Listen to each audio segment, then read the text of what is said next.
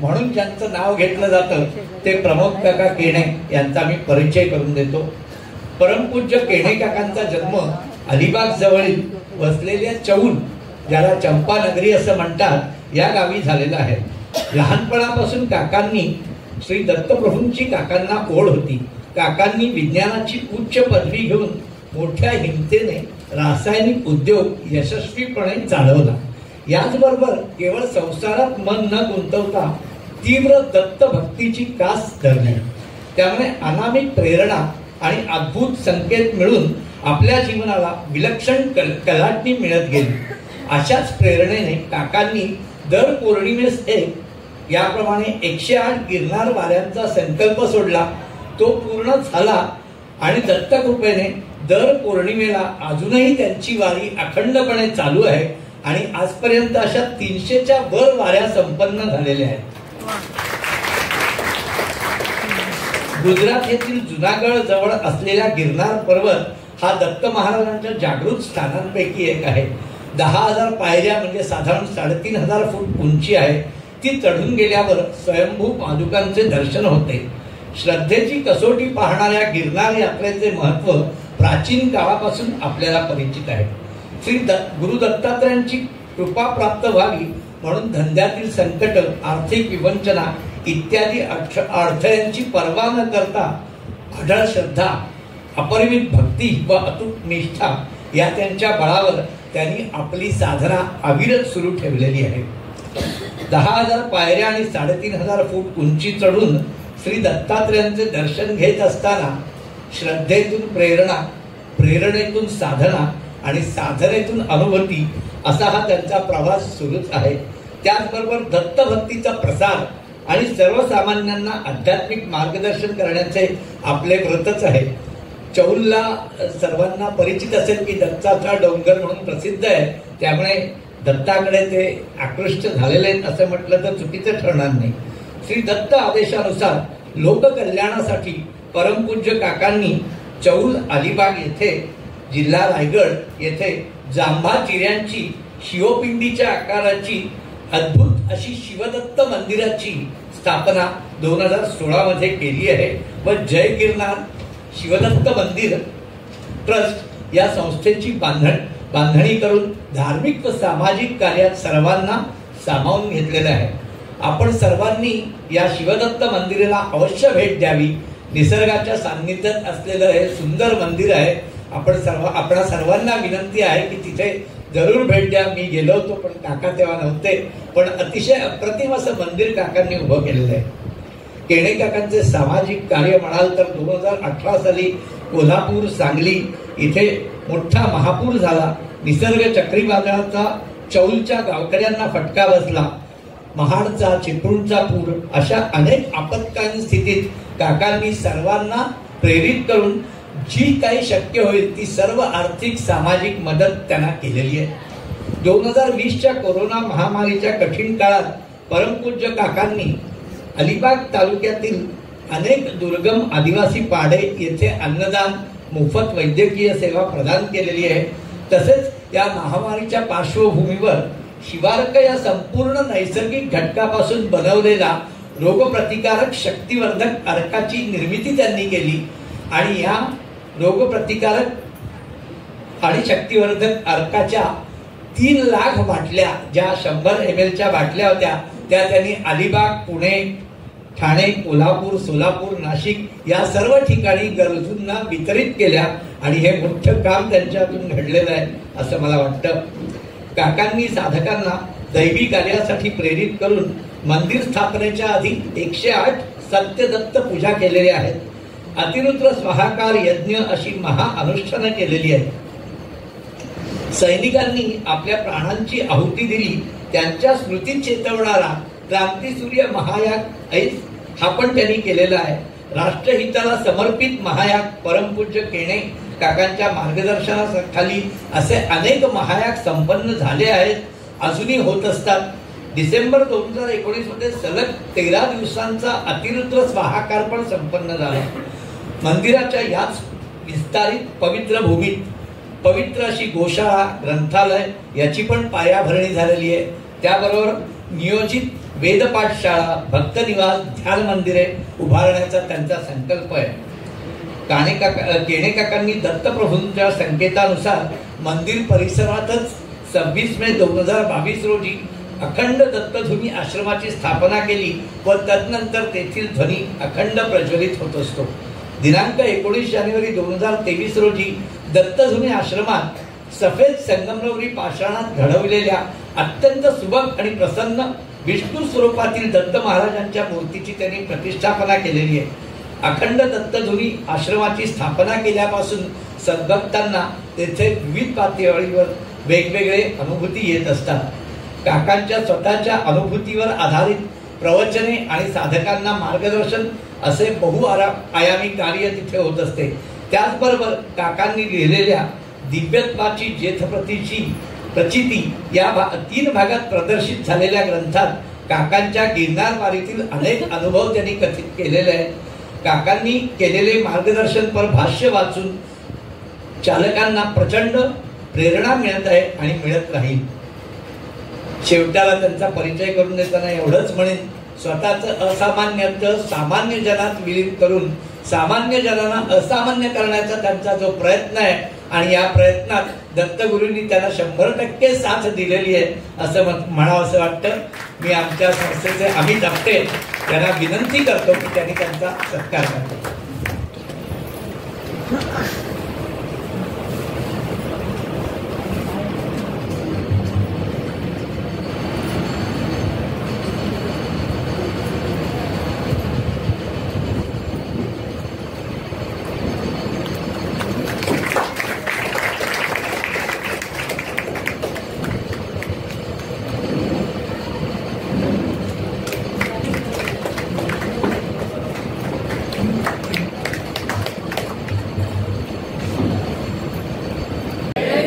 जय गिरनारी, जय गिरनारी. उपस्थित सर्व भक्तांचं मनापासून स्वागत.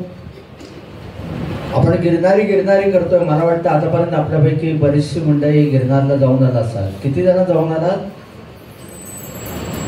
तरी बऱ्यापैकी उपस्थिती आहे. तिकडे जाऊन आले, जे जाऊन आले त्यांना विचारून पहा की गिरनार म्हणजे काय आहे, त्याची चैतन्य लहरी म्हणजे काय हे पाहायचं असेल तर गिरनारशिवाय पर्याय नाही आहे.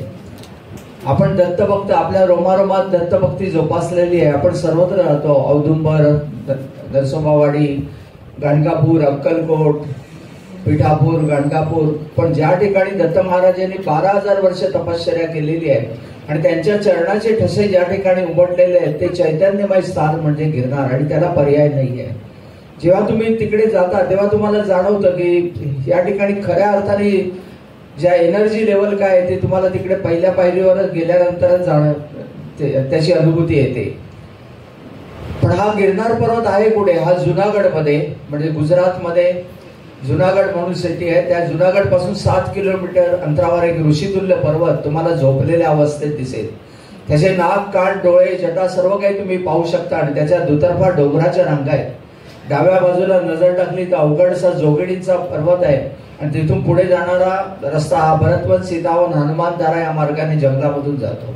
आणि उजव्या बाजूला नजर टाकली तर दातार पर्वत आणि त्याच्या दुर्गम कड्यावर नवनाथांचं जागृत स्थान आहे. आणि गिरनार पर्वताच्या पायथ्याशी आपण आलो की त्या ठिकाणी एक भवनाथ मंदिर आहे, शंकर भगवंताचं हे मंदिर आहे आणि त्याच्या बाजूला एक छोटासा आयताकृती कुंड आहे. साधारण 12x15 असं आयताकृती असणाऱ्या कुंडाची खोली जेमतेम 10 ते 12 फूट खोल आहे. पण त्याची ख्याती विख्यात आहे. महाशिवरात्रीच्या दिवशी या ठिकाणी जाज्वल्य सिद्धयोगी स्नानाला येतात आणि त्यांच्याबरोबर प्रत्यक्ष शंकर भगवान स्नानाला येतात. फक्त आज जाताना ते आपण पाहू शकतो पण बाहेर येताना दिसत नाही. आणि ही अनुभूती पाहण्यासाठी तिकडे 10 ते 15 लाख लोकांचा जनसमुदाय उपस्थित असतो. आता कार्तिक शुद्ध एकादशीला संपूर्ण गिरनार पर्वताला ही प्रदक्षिणा मारण्याचा प्रघात आहे. 42 किलोमीटरची परिक्रमा आहे. 4 दिवसामध्ये आपण ती परिपूर्ण करायची असते. एका दिवसातही करता येते, 2 दिवसातही करता येते. पण जंगलामध्ये जेव्हा तुम्ही राहता तेव्हा एक वेगळी अनुभूती तुम्हाला मिळाल्याशिवाय राहत नाही. आणि पहिल्या दिवशी आपण जिनाबाबांची वडी म्हणून एक जाज्वल्य सिद्धयोगी होऊन गेले. त्याची ख्याती विख्यात आहे. त्यांनी तिकडे अविरत साधना केलेली होती जिनाबाबांनी आणि त्यांच्यापासून जी चिलीम जायची ती गुरु दत्तात्रयांच्या शिखरावर आणि तिथून दातार पर्वतावर अवकाश मार्गाने फिरायची, ती चिलीम तिकडे ठेवलेली आहे. आणि ते महाकालीचे निस्सीम भक्त नित्य नेमाने ते महाकाली मातेच्या दर्शनाला जायचे. एकदा त्यांच्या मनामध्ये बंडखोर विचार निर्माण झाला की दरवेळेला मी आईच्या भेटीला जातो पण आई आपल्याला भेटायला कधीच येत नाही, म्हणून तो विचार करतात आज काही झालं तरी आपण जायचं नाही, आई येते का पाहायचं. म्हणून ते त्या ठिकाणी ठाण बांधून बसतात. इकडे आई व्याकुळ झालेली आहे, आपलं लेकरू अजून आलं का नाही. आणि मग महाकाली प्रत्यक्ष त्या ठिकाणी आपल्या लेकराला भेटायला येते आणि ज्या ठिकाणी त्या माय लेकरांची भेट झाली तिकडे छोटीशी घुमटी उभारलेली आहे आणि ते तिकडलं जाज्वल्य स्थान आहे. दुसऱ्या दिवशी आपण मालवेलाला जातो आणि तिसऱ्या दिवशी पोरदेवीला जाऊन पुन्हा back to the pavilion Girnar पर्वताच्या पायथ्याशी येऊन आपण आपली परिक्रमा पूर्ण करतो. आणि जवळजवळ 20 ते 25 लाख लोकांचा जनसमुदाय त्या ठिकाणी परिक्रमेमध्ये उपस्थित असतो. आता गिरनार पर्वत म्हटला की 10,000 पायऱ्या आणि 3 डोंगर ऐकून आपली छाती धडकून जाते. पण पहिल्या पायरीवर नतमस्तक व्हायचं, मी पणाची अहंकाराची वस्त्र उतरवायची आणि प्रत्येक पायरीकडे षड्रिपूंचं एक एक वस्त्र उतरवत जेव्हा तुम्ही 9,999 पायऱ्या चढून परमोच्च स्थानी जेव्हा जाल त्यामुळे तुम्ही निर्वस्त्र अवस्थेत असाल, म्हणजे दिगंबर अवस्थेत असाल आणि त्याच वेळेला दत्त दिगंबराचं दर्शन तुम्हाला अभिप्रेत आहे. अन्यथा होतील त्या फक्त वाऱ्या. बरीच जण जातात, भोज्जा करून येतात आणि म्हणतात महाराजांचं दर्शन आम्हाला घडलं नाही. जोपर्यंत तुमच्या अंतःकरणात असलेला शरीरपूंचा कचरा बाहेर पडणार नाही तोपर्यंत ईश्वर त्या ठिकाणी वास करणार नाही. आता आपण गिरनार पर्वत चढायला सुरुवात करूया. 2,000 पायऱ्या चढल्यानंतर राजा भर्तृहरी आणि राजा गोपीचंद ह्या दोघा चिरंजीवी सिद्धयोगांची त्या ठिकाणी तपोभूमी आहे. दत्तप्रभूंच्या आदेशानुसार गोरक्षनाथांनी त्या ठिकाणी त्यांना साधनेसाठी बसवलं होतं. तिथून पुढे गेल्यावर 4,000 पायऱ्यांवर नेमिनाथ भगवान म्हणजे जैन तीर्थंकर आणि श्रीकृष्ण भगवंताचे चुलत भाऊ यांचं त्या ठिकाणी मंदिर आहे. आणि पहिल्या डोंगराच्या टोकावर जेव्हा आपण 5,000 पायऱ्या चढून जातो तेव्हा जागृत असं अंबाजीचं स्थान आहे. अंबाजी म्हणजे पार्वती माता आणि गिरनार पर्वताची बहीण आपल्या भावाच्या रक्षणार्थ तिथे वसलेली आहे आणि 51 शक्तिपीठांपैकी ते एक शक्तिपीठ आहे. अंबाजी पासून आपण समोर नजर टाकली तर तुम्हाला तुमच्या नजरेच्या समोर 2 डोंगर दिसतात. पहिला एक गोरक्षनाथांचे शिखर जे सर्वात उंच शिखर आहे आणि त्याच्या पुढे दिसणारं गुरु शिखर, हे 2 शिखर आहेत. आणि गुरु शिखरावर जाऊन आपण समोर नजर फिरवली तर 3 डोंगर तुमच्या नजरेसमोर येतात आणि 3 डोंगरांवर 3 देवी विराजमान आहेत. महाकाली आहे, मध्ये रेणुका बसली आणि तिच्या बाजूला अनुसया. आणि खाली नजर टाकली तर तुम्हाला एक कमंडल कुंड दिसतं. जेव्हा दत्तप्रभू त्या ठिकाणी तपश्चर्येमध्ये मग्न होते, खाली दुष्काळ पडलेले आहे, प्रजेचे हाल चाललेले आहेत, अशा वेळेला अनुसया माता त्यांना जागृत अवस्थेत आणते आणि ते आपल्या हातातले कमंडलू ज्या ठिकाणी फेकतात त्या ठिकाणी साक्षात गंगा अवतरलेली आहे, ते कमंडलू तीर्थ. आणि त्याच्या बाजूला असणारी धुनी ही अखंड धुनी आहे आणि ती दर सोमवारी तिकडे उघडली जाते. आत असलेली विभूती बाहेर काढतात आणि आतमध्ये पिंपळाची लाकडं टाकतात. आतमध्ये निखारे जळते निखारे असतात. आणि नंतर जेव्हा तुम्ही दत्तप्रभूंना आमंत्रित करता तेव्हा निमिषार्धात होळीसारखी प्रज्वलित होणारी धुनी ही तुम्हाला महाराजांच्या अस्तित्वाची ग्वाही देऊन जाते. असं एक चैतन्यमय स्थान आहे गिरनार. अशा ठिकाणी मी कसा पोहोचलो, तत्पूर्वी मी दत्तभक्तीकडे कसा वळलो. माझा जन्म झालेला आहे चौल गावी. चौल म्हणजे अलिबाग पासून 14 किलोमीटर अंतरावर असलेलं गाव. पूर्वीची चौल चंपावती नगरी, 360 मंदिर आणि तेवढ्याच पोखरणी, यामुळे या स्थानाला दुसरी काशी म्हणूनही संबोधलं जातं. तिकडे माझा जन्म झालेला आहे तरी माझं संपूर्ण शालेय शिक्षण, कॉलेजचं शिक्षण हे मुंबईमध्ये दादर या ठिकाणी झालेलं आहे. शालेय जीवनामध्ये माझ्या काही मित्रांनी गुरु केले, माझ्याही मागे लागले, तूही गुरु कर, गुरुशिवाय मार्ग नाही, म्हणाल ते पठत होतो. पण दत्तप्रभूंशिवाय नजरेसमोर कोणी येत नव्हतं. अशा वेळेला एका गुरुपौर्णिमेला महाराजांच्या मंदिरात गेलो, चाफ्याचं फूल अर्पण केलं आणि महाराजांना प्रार्थना केली की आजपासून आपण माझे गुरु, या लेकराचा सांभाळ करा.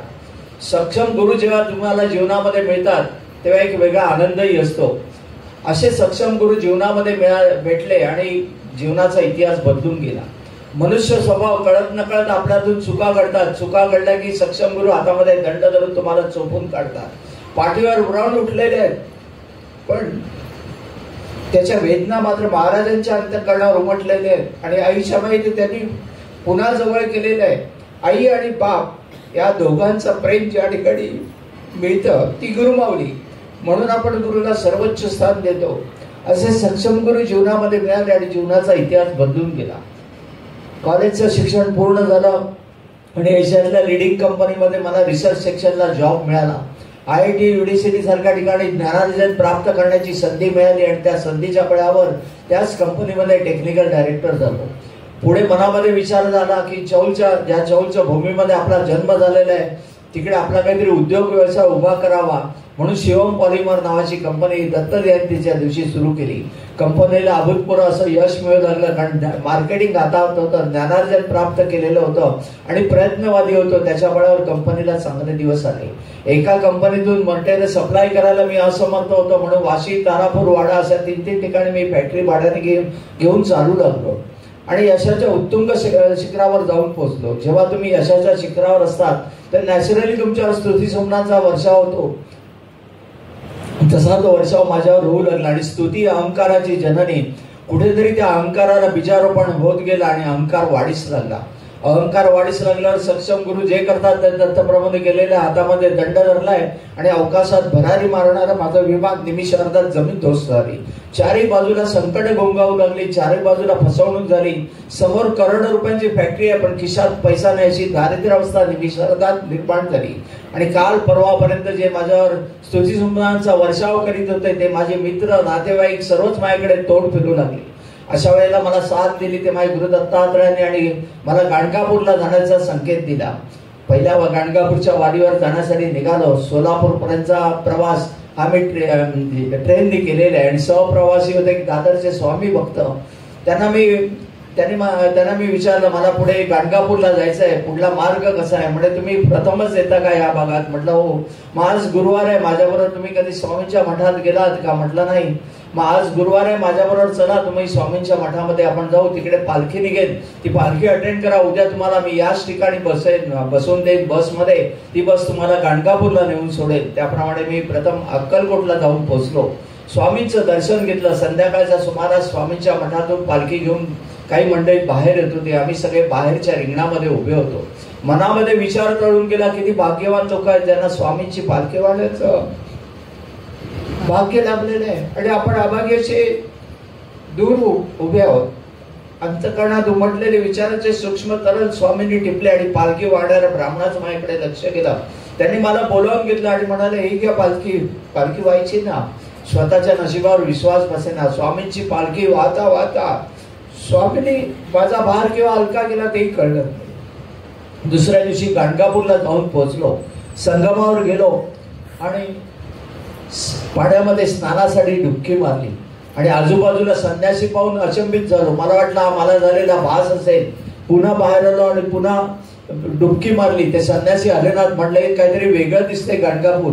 पुढल्या पौर्णिमेची मी आतुरतेने वाट पाहू लागलो. पुढल्या पौर्णिमेला मंदिराच्या समोर असणाऱ्या भीमपटांच्या घरी मी पहिल्या मजल्यावर उतरलो होतो आणि माझ्या बाजूच्या काही रूम मध्ये काही पुणेकर जे नित्यनेमाने गाणगापूरला येत होते पौर्णिमेसाठी, असा तो 10-12 जणांचा ग्रुप होता आणि त्यांच्या समोर एक काका म्हणून वयस्कर ग्रस्त होते. त्या काकाने मी विनंती केली की उद्या पहाटे जर तुम्ही संगमावर स्नानाला जाणार असलात तर कृपा करून मला बोलवा, मला स्नान उरकून पहाटेची आरती अटेंड करायची आहे. ते म्हणाले अवश्य बोलवतो. ते त्यांच्या रूम मध्ये झोपी गेले. मी माझ्या रूम मध्ये झोपलो होतो. पहाटेच्या सुमारास दरवाजा ठोठावला गेला. डोक्यावर आडवी टोपी घातलेले काका उभे होते. मला विचारता, येताय ना तुम्ही स्नानाला? मी तयारी केली, त्यांच्या समोर निघालो. त्यांना विचारलं, तुमच्या बरोबरची बाकीची मंडळी कुठे आहेत? म्हणजे ते सगळेजण झोपलेत, मागावून येतील, आपण पुढे जाऊया.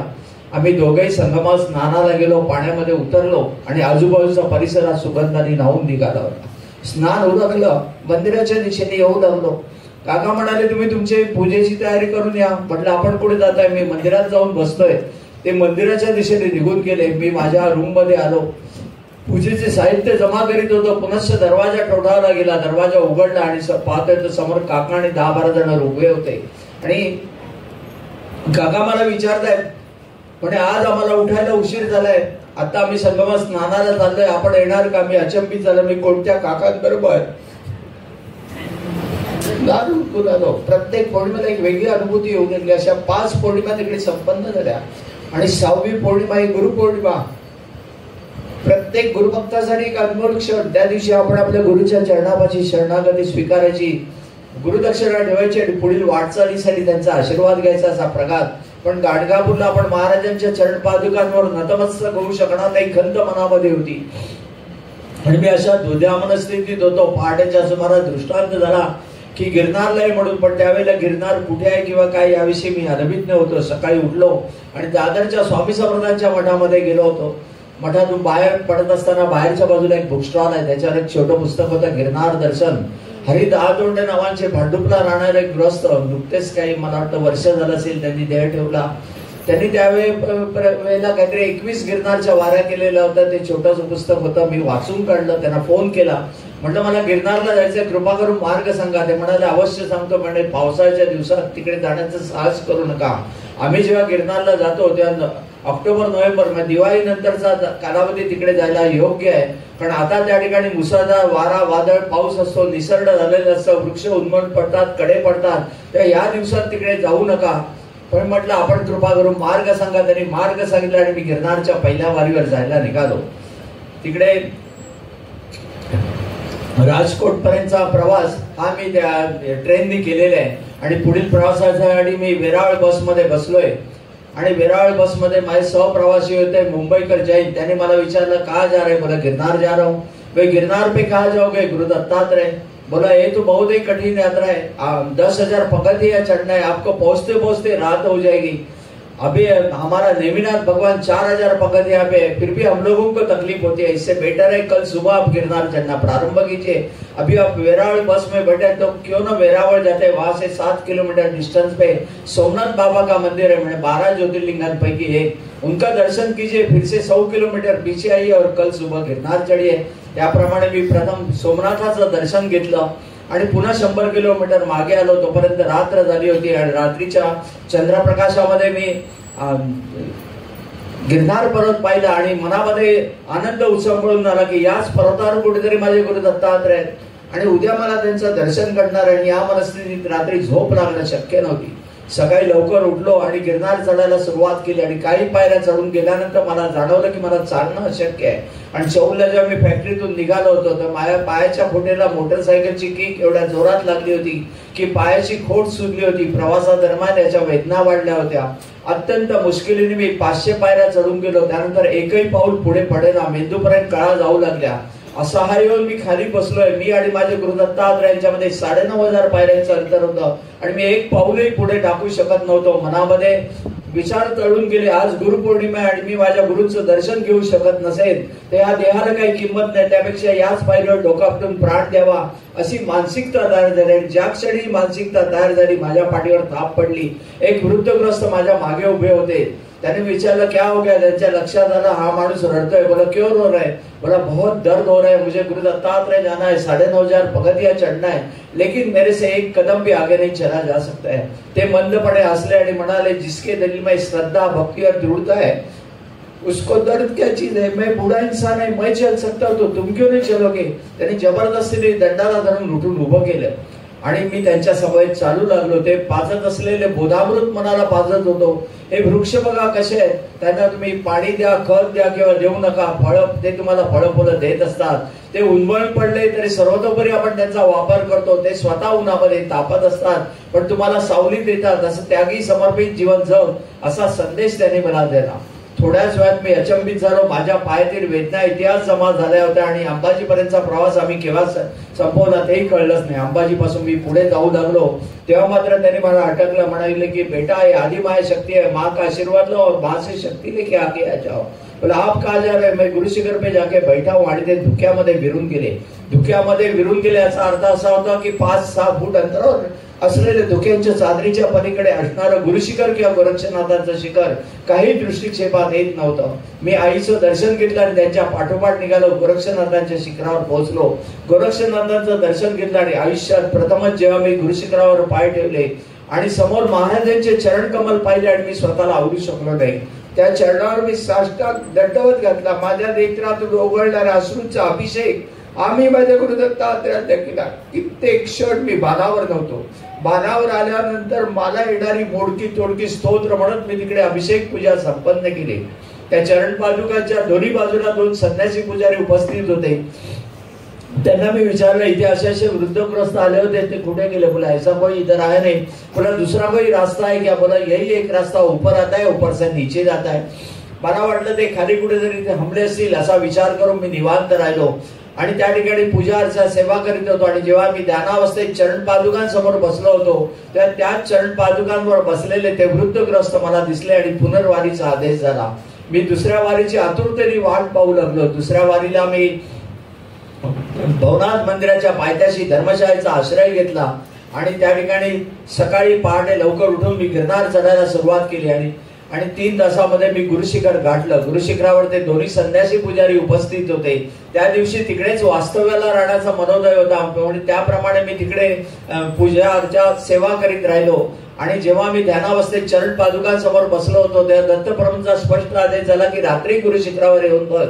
मी त्या पुजाऱ्यांना म्हटलं रात को मुझे गुरुशिखर पे आके बैठना है। ते म्हणाले दत्तप्रभूंचं अक्षय निवासस्थान आहे, त्यांना त्रास होईल अशी कोणती अनुचित घटना आम्ही करत नाही आणि कोणाला करू देत नाही, आम्ही काय तुम्हाला परवानगी देऊ शकत नाही। मी अति आग्रह केला, बोला हमारे हाथ में कुछ नहीं, हम लोग शाम को 7 बजे दत्तधुनी आश्रम में जाएंगे, उधर जो महंत है आप उनको पूछिए, उन्होंने आपको अनुमति दी तो आप ऊपर आके बैठ सकते हैं। संध्याकाळी 7च्या सुमारास आम्ही दत्तधुनी आश्रमामध्ये जाऊन पोहोचलो। तिकडे उग्र चेहऱ्याचे महंत बसलेले होते स्वामीजी। त्यांना मी विचारलं की स्वामीजी रात को मुझे गुरुशिखर पे जाके बैठना है। त्यांनी मला नखशिकांत न्यायालय विचारलं कहाँ से आ गया? बंबई से। तो प्रसाद भोजन ले लो, कल बंबई निकल जाओ। मी निरुत्साही झालो, जरी धीर करून म्हणालो दत्तप्रभूंचा आदेश आहे। मग मात्र गंभीर झाले आणि 5 मिनिटांनी म्हणाले जैसे प्रभू की इच्छा, प्रसाद लेके निकलो। रात्री 9 साडेनऊच्या सुमारास दत्तधुनी आश्रमामधून मी बाहेर पडलो खरा, आणि हे गिरनारचं जंगल आहे आणि तिकडे आपल्या मुंबई पुणे नाशिक किंवा कुठल्याही शहरामध्ये आपण केव्हाही रात्री 2-3 वाजताही फिरू शकतो। गिरनारचं जंगल आणि नेहमी वाघ सिंहाचा तिकडे वावर असतो। लाईटही नव्हते त्या काळामध्ये। आणि गुरुशिखरावरची परिस्थिती कशी होती? त्या गुरुशिखरावर चरण पादुका आणि त्यांच्या समोर दाटीवाटीने 5-6 माणसं बसू शकतील एवढीच जागा। जर तुम्हाला प्रदक्षिणा करायची झाली तर डाव्या बाजूने दगडांचा कडेकबरांचा आधार घेत 4-4.5 फूट खाली उतरायचा, दगडातूनच वाटचाल करीत अर्धवर्तुळाकार फिरायचं आणि पुन्हा 4-4.5 फूट वरती यायचं। वरती आल्यानंतर गणेशाची आणि मारुतीची मूर्ती आणि मध्ये असणारी भली मोठी घंटा, इथून वरती येऊन आपण आपली प्रदक्षिणा पूर्ण करायची। तिथे कोणत्याही प्रकारचं मंदिर नव्हतं, मूर्ती नव्हती, लाईट नव्हती आणि आजूबाजूला कठाडे नव्हते आणि 3,500 फुटापेक्षा उंचीचं ठिकाण, त्यामुळे वाऱ्याचा वेग ट्रिमेंडस। रात्रीच्या सुमारास हेच वारे द्विगुणित वेगाने वाहतात। पायऱ्यांचा रस्ता सोडला तर तिन्ही बाजूला दऱ्या आहे आणि ह्या दऱ्या तुम्हाला स्वाहा म्हणून गिळंकृत करायला तयार। पावसाळ्याच्या दिवसात लहान मोठ्या सरी ह्या नेहमी पडत असायच्या आणि वरती छप्पर नाही, काही नाही, त्यामुळे गुरुशिखर नेहमी चिंब भिजलेल्या अवस्थेत असायचं। अशा प्रतिकूल परिस्थितीत मी दत्तधुनी आश्रमामधून बाहेर पडलो खरा, पण थोड्याच वेळात आलेल्या पावसाच्या सरीने मी चिंब भिजून गेलो। त्याच्या जोडीला असलेल्या वाऱ्यामुळे सर्व शरीर थंडीने कापत होतं। कसं बसं मी अर्ध अंतर पार केलं असेल आणि समोरून 15-20 फुटांवरून खाली उतरणारा सिंह दृष्टिक्षेपात आला। मन भीतीने गाठून गेलं, पाय थरथरू लागले, काय करावं ते कळेना। वाघ म्हटला तरी खातो, वाघोबा म्हटला तरी खातो, पण त्यावेळेची माझी मानसिक स्थिती अत्यंत विचित्र अशी मानसिक स्थितीमध्ये होतो। आणि मी मनाचा हेया केला आणि मनात मी महाराजांचं नामस्मरण करत मृत्यूच्या दिशेने मी पाऊल पुढे टाकलं आणि जसं मी पाऊल पुढे टाकलं तो सिंह अत्तरीत उतरून निघून गेला आणि हा माझ्या जीवनातला पहिला टर्निंग पॉइंट ठरला। गुरुशिखर गाठलं खरं, पण तिथे बसून साधना करणं अत्यंत कठीण होतं। वरून पावसाच्या सरी पडतायत, आजूबाजूला फक्त अंधकार आणि पाऊस, संपूर्ण वाऱ्यामुळे सर्व शरीर थंडीने कापत होतं। बराच वेळ मी अत्यंत मन प्रयासाने तिथे काढले। शेवटी पळपुट मन म्हणू लागलं, गुरुच्या आज्ञेने वरती आलेले आहेस, आता मुकाट खाली उतर, दत्तधुनी आश्रमामध्ये जा, ओली वस्त्र बदल, शेकोटीची ऊब घे आणि स्वतःला पांघरुणच झोकून दे।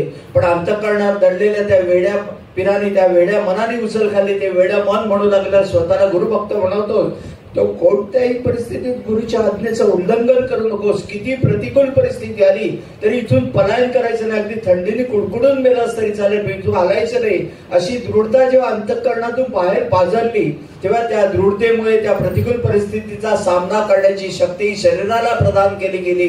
आणि रात्रभर मी त्या ठिकाणी तग धरून बसलो आणि ब्रह्ममुहूर्तावर तिथेच असलेल्या जलपात्रातून मी अभिषेकाची धार महाराजांच्या चरण पादुकांवर धरली आणि जशी धार चरण पादुका बरोबर धरली, त्या चरण पादुकांमधून एक दिव्य ज्योत बाहेर पडली आणि बाल्यावस्थेतील त्रिमूर्तीचं मला प्रथम दर्शन घडलं.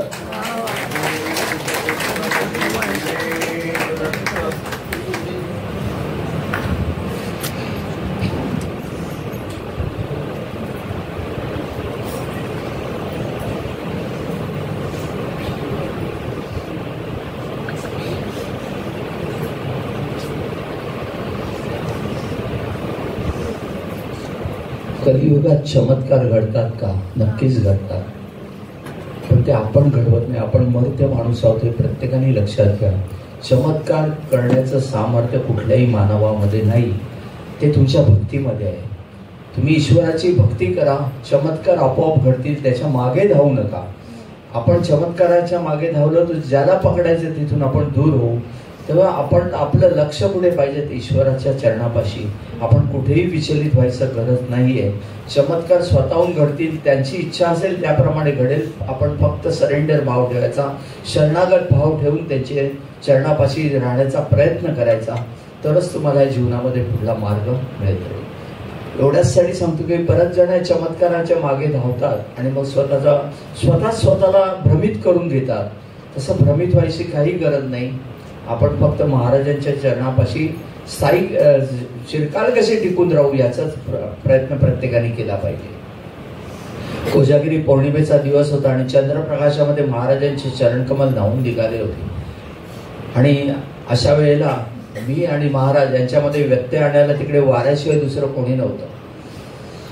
आणि याच्या रात्रभर मी तिकडे बसायसाठी गेलो होतो आणि दूरवरून येणाऱ्या स्त्रियांच्या समुदायाच्या हसण्या खिदळण्याचे आवाज, पायातील पैंजणींचा आवाज, बांगड्यांची खिडकीने कानावर पडली. मन अचंबित झालं. मला वाटलंय जुनागड मधल्या काही रहिवासी स्त्रिया तिकडे येत असतील. मी तिकडे शरण पादुकांजवळ बसून साधना करतोय. थोड्याच वेळात आलेल्या त्या स्त्रिया सर्व येऊन माझ्या आजूबाजूला उभ्या राहिल्या.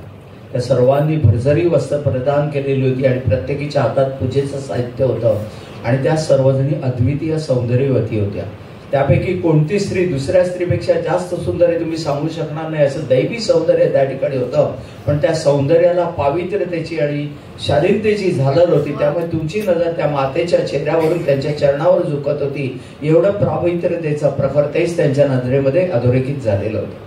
आलेल्या सर्व स्त्रिया तिकडे आल्यानंतर मी चरण पादुकाच्या समोर बसलोय. सध्या ज्या ठिकाणी पुजारी बसतात, आता तिकडे गेलेल्या लोकांना लक्षात येईल, समोर महाराज आहेत, त्यांच्या चरणापाशी मी बसलो होतो. आणि बाजूला जिथे पुजारी बसतात, एकाने मला विनंती केली, एका स्त्रीने, की आपण बाजूला बसणार का? आणि मी बाजूला जाऊन बसलो. आलेल्या त्या सर्व स्त्रियांनी एकामागोमाग एक शिस्तबद्ध रीतीने येऊन महाराजांची पाद्यपूजा करायला सुरुवात केली. ते बोलत असले मंत्र स्तोत्र गायन अत्यंत सुंदर होते, पण ती कोणती भाषा होती ते मात्र मला कळलं नाही. पण संस्कृत मात्र गच्छितच नव्हते. थोड्याच वेळात आलेल्या त्या सर्व स्त्रियांनी तिकडे सागर संगीताची पूजा अर्चा संपन्न केली.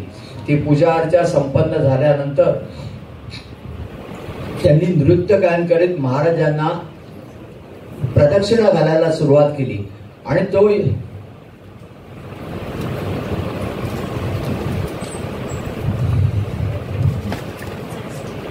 त्यांनी नृत्य गायन करीत महाराजांना प्रदक्षिणा घालायला सुरुवात केली. आणि हा स्वर्गीय अनुभव घेता घेता मी स्वतः मंत्रमुग्ध होऊन गेलो. वेळ काळ कशाचाही मला भान राहिलं नाही. आणि जेव्हा त्यांच्या प्रदक्षिणा पूर्ण झाल्या तेव्हा त्यांनी महाराजांना वंदन करून परतायला सुरुवात केली. त्यापैकी एका स्त्रीने माझ्या हातावर एक फळ प्रसाद म्हणून दिलं. त्या फळाला अवीट अशी गोडी होती. शेवटची स्त्री वंदन करून निघाली त्यावेळेला माझ्या मनामध्ये कुतूहल दाटून आलं. म्हटलं आपण यांना विचारलंय नाही, आपण आलात तरी कुठून?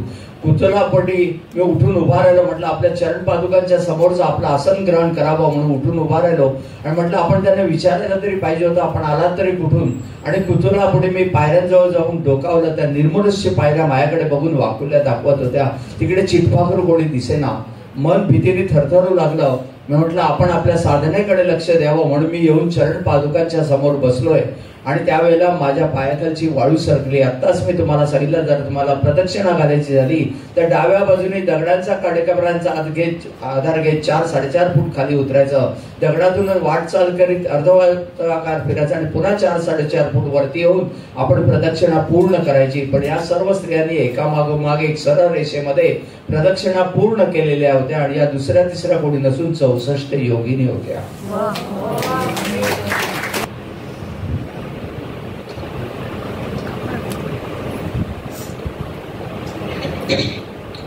गिरनारला पाऊस एवढा जबरदस्त आणि मुसळधार असतो. काही वेळेला तिकडे बरीच जण आता जर गेलात, जर पावसाळ्यामध्ये तुम्ही गेला असाल तर तुम्हाला कल्पना आली असेल की अंबाजी पासून गोरक्षनाथांपर्यंत जाणारा बाजूला दुतर्फा हे दऱ्या आहे आणि तुम्ही पुढे जाता तेव्हा एवढा ट्रिमेंडस वारा असतो की असं वाटतं की तो वारा तुम्हाला उलपडून दरीत फेकून देईल. अशा याच्यामध्ये एका पौर्णिमेला मी गिरनारला जाण्यासाठी निघालो. पुढे यायचं असेल तर इकडे आहे, वरती येऊन बसलात तरी चालेल स्टेजवर. कोणी मुलं वगैरे असतील त्यांनी स्टेजवर हरकत नाही.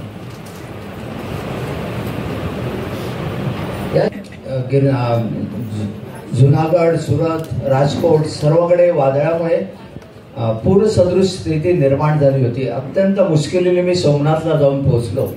सोमनाथला दर्शन घेतलं आणि मी जुनागडकडे यायला निघालो. त्यावेळेपर्यंत पावसाचं थैमान वाढलं होतं. जागोजागी वृक्ष उन्मूलन पडले होते, त्या लाईटचे खांब पडले होते. जेमतेम करून मी जुनागडला येऊन पोहोचलो. त्या सर्वत्र ब्लॅकआउट झालेलं होतं आणि ज्या धर्मशाळेमध्ये मी उतरत होतो त्या धर्मशाळेचा मॅनेजर आज 40 वर्षापासून तिकडे वास्तव्याला होता आणि 40 वर्षामध्ये हा महाभाग एकदाही कधी वरती गिरनार पर्वत चढला नव्हता. सुरुवातीला त्यांना नवल वाटायचा, मुंबईकर येतोय आणि दर महिन्याला गिरनार चढतोय. हळूहळू त्याच्यानंतर मध्ये ते कुतूहल होतं. हळूहळू त्या कुतूहलाची जागा असूयेने घेतली आणि ती त्याच्या नजरेमध्ये अधोरेखित होत होती. जेव्हा मला पाहिलं तेव्हा स्वारी प्रचंड खुशीत आली आणि मला पाहून त्याने उत्साही स्वरामध्ये म्हणू लागले, अच्छा हो गया प्रमोद बा आ गए. नेहमी तुम्हाला जेवणासाठी आमंत्रित करायचं पण मी म्हणायचं माझा पौर्णिमेचा उपवास आहे म्हणून आणि टाळत होतो. बोला आज तो हमारे साथ में खाना खा लो और कल बंबई निकल जाओ. बोला क्या हो गया. बोला 3000 पायऱ्यांवर कडे पडलेले आहेत आणि 15 दिवसापासून ही परिस्थिती आहे. वरती जाणारा रस्ता पूर्णपणे बंद है और 15 दिन तो कुछ होने वाला नहीं है, तो आपको इधर रुक के क्या फायदा, आपको बंबई निकल जाना चाहिए अभी. माझ्या मनामध्ये धस्स आलं. रात्री 11-11:30च्या सुमारास धर्मशाळेच्या गच्चीवर गेलो. तिथून गिरनार पर्वत दिसतोय आणि मी महाराजांना आर्तपणे साकडं घालतोय की हे दयानिधी मी तुझ्या चरणापाशी येतो. माझ्या संकल्पामध्ये विघ्न काय आलं आणि महाराजांनी दिलेला प्रतिसाद अंतःकरणाला भिडला आणि त्या प्रलयामध्ये मी बाहेर पडलो. तिकडे मी 1000-1200 पायऱ्यांच्या दरम्यान जाऊन पोहोचलो आणि वरून येणारे एक संन्यासी दत्त म्हणून माझ्यासमोरून उभे राहिले. त्यांनी कठोर स्वरामध्ये मला विचारलं, कहा जा रहे. बोला गुरुशिखर जा रहा हूं. तो मालूम नहीं क्या आगे का रास्ता बंद है. बोला मालूम है तो आगे क्यों जा रहे, उड़ के तो नहीं जाओगे. बोला वो मुझे मालूम नहीं है, मुझे इतना ही ज्ञात है मुझे गुरुशिखर पहुंचना है. त्यांना माझी दया आली. ते म्हणाले की बेटा एक काम करो, जंगल के दूसरे रास्ते से निकल जाओ. दुसरा रास्ता मालूम है क्या. बोला नहीं मालूम. कारण त्यावेळेला मी नवशिका होतो. आजही नवशिकाच आहे. कारण गिरनार एवढा दुर्गम आहे. आपण म्हणू गिरनार मी पाहिला ते शक्य नाही, कारण तो जेवढा उंच आहे त्याच्यापेक्षा 2 पट तो भूगर्भामध्ये दडलेला आहे. आजही कित्येक साधू संन्यासी तिकडे साधना करतायत. कोणत्या गुंफेत एखादा फडताळे असे दिसेल, थोडीशी भेग दिसेल, त्याच्यामधून आज साधू जाऊन साधना करतायत. सर्व अगम्य आणि खरोखरीच म्हणजे त्याला विलक्षणच आहे. त्याला पुढे तोड नाहीये. फक्त तिकडे शरण जायचं, तिथे कुठलाही कोलाहल करायचा नाही. पण आपण जातो तिकडे हल्ली रोपवे झाल्यामुळे लोक हे सर्व ट्रान्झिस्टर वगैरे घेऊन जातात, कुठे पिकनिक स्पॉटचं स्वरूप आणायला जात आहेत. तिकडे साधना करतात आणि ती साधना तपस्यांची साधना गुरु दत्तात्रयांच्या आदेशानुसार होते आणि विश्व कल्याणासाठी करतात. आपल्या तपश्चर्याचं फळ हे विश्व कल्याणासाठी ते समर्पित करतात गुरु दत्तात्रयांच्या आदेशानुसार. त्यांना त्रास होईल अशी कोणतीही अनुचित घटना कोणीही कृपा करून तिकडे करू नका. तर अशा ठिकाणी मी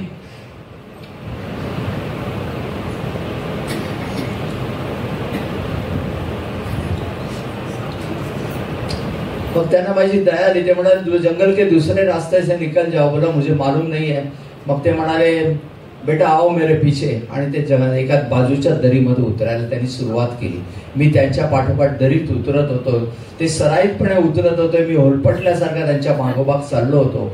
थोड्या वेळानंतर मात्र पाऊस थांबलाय, मंदसा चंद्रप्रकाश पडलाय. त्या चंद्रप्रकाशामध्ये त्यांनी अवकाशातला एक मार्ग अधोरेखित केला. बोले याच मार्गाने नवनाथ 84 सिद्ध यक्ष किन्नर देव देवता गुरुशिखरावर जातात आणि दत्तप्रभूंच्या आदेशानुसार सर्व पृथ्वीवर बॅलन्सिंग साधण्याचं कार्य हे दत्तप्रभू या ठिकाणून करून घेतात. अशा पद्धतीचं त्यांचं वक्तव्य होतं. आम्ही आणखीन पुढे गेलो आणि तेव्हा पाण्याचा प्रवाहाचा आवाज ऐकू येऊ लागला. मी अचंबित होऊन त्यांना विचारले, कैसा ध्वनी है? बोला यही तो जटाशंकर का स्थान है. जटाशंकर के जटा से गंगा बह रही है, उधर ही हम लोग जा रहे हैं. आणि तिकडे गेल्यानंतर ते स्नानासाठी एक चंद्रप्रकाशामध्ये दुतडीबरोबर वाहणारा तो झरा होता. स्नानासाठी ते माझ्यापासून एक 7-8 अंतरावर उभे होते. त्यांच्या अंगावरून प्रवाहित होणारं पाणी हे माझ्या अंगावरून पुढे प्रवाहित होत होतं. आणि त्यावेळेला मला ते जाणवलं, मी पाण्यामध्ये स्नान करत नसून सुगंधाच्या लहरींनी मी न्हावून निघतोय. तिथून बाहेर पडायला मन उद्युक्त होत नव्हतं, पण ते जेव्हा बाहेर पडले तेव्हा नाईलाज असतो मी त्यांच्या पाठोपाठ बाहेर पडलो. पुढे त्यांनी काही अंतर चालून दिल्यानंतर सांगितलं, बेटा हे रास्त्याचे ऊपर निकल जाओ. मी गुरुशिखरावर जाऊन पोहोचलो. रात्रभर तिकडे साधना झाली. ब्रह्ममुहूर्तावर अभिषेक पूजा संपन्न झाली. जेव्हा दत्तधुनी आश्रमातले पुजारी जेव्हा गुरुशिखरावर आले, मला पाहून अचंबित झाले. बोला प्रमोद भाई आप आए कैसे? 15 दिन से तो कोई ऊपर नहीं आ रहा है, कोई नीचे नहीं जा रहा है. बोला महाराज के आशीर्वाद से मैं पहुंच गया हूँ. आणि मी तिकडे दर्शन घेतलं आणि तिसऱ्या दिवशी मी मुंबईत येऊन पोहोचलो. बायकोने दरवाजा उघडला आणि तिचा पहिलाच प्रश्न होता, एवढ्या सकाळी सकाळी तुम्ही स्प्रे मारून कुठून आलात? कारण 3 दिवस झाले या सुगंधाच्या लहरी अंगावर रेंगाळत आहे. ही ती अनुभूती आहे. नॅचरली मनुष्य स्वभाव अहंकार दाटून येतो की हा गिरनार पर्वतावर मी कुठूनही कोणत्याही रस्त्याने जाऊ शकतो. आपल्याला नेणारी ती शक्ती वेगळी आहे ह्याची विस्मृती होते. आणि त्यानेच मला घात केला. हनुमान जयंतीचा प्रसंग होता आणि हनुमान जयंतीच्या दिवशी मी 1200 पायऱ्यांवर जाऊन पोहोचलो. आणि जेव्हा मी त्या दरीमध्ये, ज्या दरीतून मला त्या साधू बाबांनी खाली उतरवलं होतं, त्या दरीत येऊन खाली उतरायला सुरुवात केली. आणि थोड्याच वेळात माझ्या लक्षात आलं की मी रस्ता चुकलोय. घसरगुंडी होऊ लागली. अंगाला काटे कुठे दगडधोंडे लागू लागले. आणि प्रथमच माझ्या मनामध्ये भय निर्माण झालं, कारण त्या पुढे जाणारा रस्ता होता. त्या रस्त्याने दिवसा ढवळ्या सुद्धा एकटं दुकटं माणूस जायला घाबरतं, कारण नेहमी त्या ठिकाणी स्वापदांचं भय असतं. 10-12 जण हातामध्ये काठ्या घेऊन जातात. अशा ठिकाणी मी दरीत उतरत होतो, पण मला स्वापदांचं भय वाटत नव्हतं. महाराजांनी जवळजवळ 8 वर्ष सातत्याने माझ्याकडून अभिषेक पूजा ब्रह्ममुहूर्तावर संपन्न करून घेतली होती. आणि माझ्या मूर्खपणामुळे मी याला मुकणार होतो. मी अनन्य भावे त्या दीनदयाळाला शरण गेलो आणि दूरवर मला प्रकाश दिसू लागला. त्या प्रकाशाच्या अनुरोधाने मी खाली उतरत गेलो. समोर एक मोकळी जागा होती आणि या दाट झाडीत दडलेली ती एक गुंफा होती. आणि गुंफेच्या आतून तो प्रकाश येत होता. आम्ही गुंफेच्या बाहेर येऊन पोहोचलो आणि खाली वाकून आतमध्ये पाहिलं तर एक साधू आतमध्ये ध्यानस्थ बसलेले होते. अशा साधूंना ध्यानातून बाहेर काढणं म्हणजे स्वतःला शापासाठी आमंत्रित करण्यासारखं होतं. मी धीर करून नमो नारायण म्हटलं. 5 मिनिटं तिथे थांबून राहिलो, पण आतून काही प्रत्युत्तर येईना. शेवटी मी विचार केला आपला रस्ता आपल्याला शोधून काढायचा आहे. म्हणून मी पुन्हा उठलो आणि उठता मी पुनश्च नमो नारायण म्हटलं आणि आतून प्रत्युत्तर आलं. थोड्याच वेळात उंचेपुरे गौरवर्णीय साधू बाहेर आले. त्यांच्या नजरेमध्ये अमापशी तेजोवलय होती. नुकतेच ते ध्यानातून बाहेर आले होते आणि त्या तेजाला तलवारीची धार होती. माझ्याकडे रोखून पाहत त्यांनी मला विचारलं, का जा रहे? तोंडातून शब्द निसटले, गुरुशिखर. बोला जो रास्ता गुरु ने दिखाया है वो रास्ते से चलना सीखो. ऐसा कर्म मत करो जिससे अपने गुरु को तकलीफ हो जाएगी. अच्छे शिष्य ऐसा बर्ताव नहीं करते जिससे अपने गुरु को तोशिश होती. असं म्हणून त्यांनी 5 मिनिटं मला तासून काढलं. नंतर 5 मिनिटानंतर त्यांच्या स्वरात थोडं मार्दव आलं. म्हणाले की बेटा कुछ खाओगे क्या? मी म्हटलं नाही, मेरा पूनम का फास्ट है. मग त्याने विचारलं कुछ पिओगे क्या? मी माझ्या सुकलेल्या ओठावरून जीभ फिरवले आणि म्हटलं मैं चाय पिऊंगा. ते मंदपणे असले. बोला बैठो. आणि मी ते खाली वाकून गुंफेत शिरले. थोड्याच वेळात त्यांनी संन्यासी लोकांचे मग असतात तसे 2 कप वाफाळणारा कोरा चहा घेऊन आले आणि म्हणाले बेटा आज हनुमान जयंती है, कुछ सत्संग हो जाए. आणि बसल्या बसल्या त्यांनी चहा पिता पिता सत्संगाला सुरुवात केली. आणि तो एवढा उच्च कोटीचा सत्संग होता की वेळ काळ कशाचंही मला भान राहिलं नाही. जेव्हा मी भानावर आलो तेव्हा मी त्यांना म्हटलं, महाराज मुझे आज्ञा दीजिए, आगे का मार्ग बताइए, मुझे गुरु शिखर पहुंचना है. बोले इतनी भी जल्दी क्या है, और एक बार चाय पी लेते हैं. आणि पुन्हा खाली वाकून ते गुंफे शिरले, पुन्हा 2 कप वापरणारा चहा आणला, पुन्हा चहा पीत मी बसलो आणि त्यांचा सत्संग चालू होता. पण मला सत्संगामध्ये काही इंटरेस्ट वाटत नव्हता. मला वेध लागले होते ते गुरुचरणाचे आणि मी त्या ठिकाणी थांबून राहिलो होतो. माझी चुळबुळ ते पाहत होते, पण तरी सुद्धा तिकडे दुर्लक्ष करीत त्यांनी त्यांचा सत्संग चालू ठेवला होता. थोड्याच वेळानंतर मात्र ते थांबले आणि आम्ही बसलो होतो. आमच्या पाठीमागे वळले. आमच्या पाठीमागे गावाकडे कसे करवंदीच्या बोरी बाबळीच्या दाट जाळी असतात, तशा त्या दाट जाळ्या होत्या. तिकडे त्यांनी बोट दाखवलं, म्हणाले की बेटा उधर दिपड़ा बैठा था. दिपड़ा म्हणजे बिबळा वाघ. वो अभी अपने रास्ते से निकल गया, तुम अपने रास्ते से निकल जाओ. गुरु दत्तात्रेय तुम्हें गिरनार पे किस लिए बुला रहे, उसका ख्याल करो, उसके मुताबिक कार्य करो, असं म्हणून त्यांनी पुन्हा उपदेश केला. आम्ही दोघे उठून उभे राहिलो. मी खाली वाकून त्यांना वंदन केलं आणि कुतूहलापोटी म्हणालो की महाराज मुझे गुंफा में दर्शन करना है. त्यांच्या चेहऱ्यावर मिस्किल हास्य म्हटलं, बोला बेशक करो. मी खाली वाकून गुंफेत शिरलो खरा, पण आत गेल्यानंतर माझ्या पायाखालची वाळू सरकली. आतमध्ये कुठल्याही प्रकारचा चुला नव्हता, गॅस नव्हता, स्टोव्ह नव्हता, शेगडी नव्हती, भांडी नव्हती, पाणी नव्हती. संपूर्ण गुंफा रिकामी होती. पण 2 वेळा त्यांनी तो अमृततुल्य चहा बांधला होता. इथे अनुभूती होती.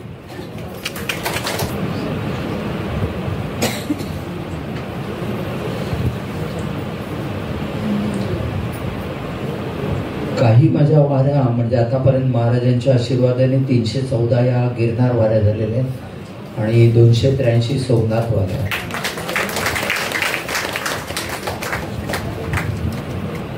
काही वाऱ्या माझ्या अमावस्येला कधी मनात हुक्की आली, महाराजांची आठवण आली की उठायचं चालू पडायचं आणि अशा रीतीने काही वाऱ्या होत गेल्या.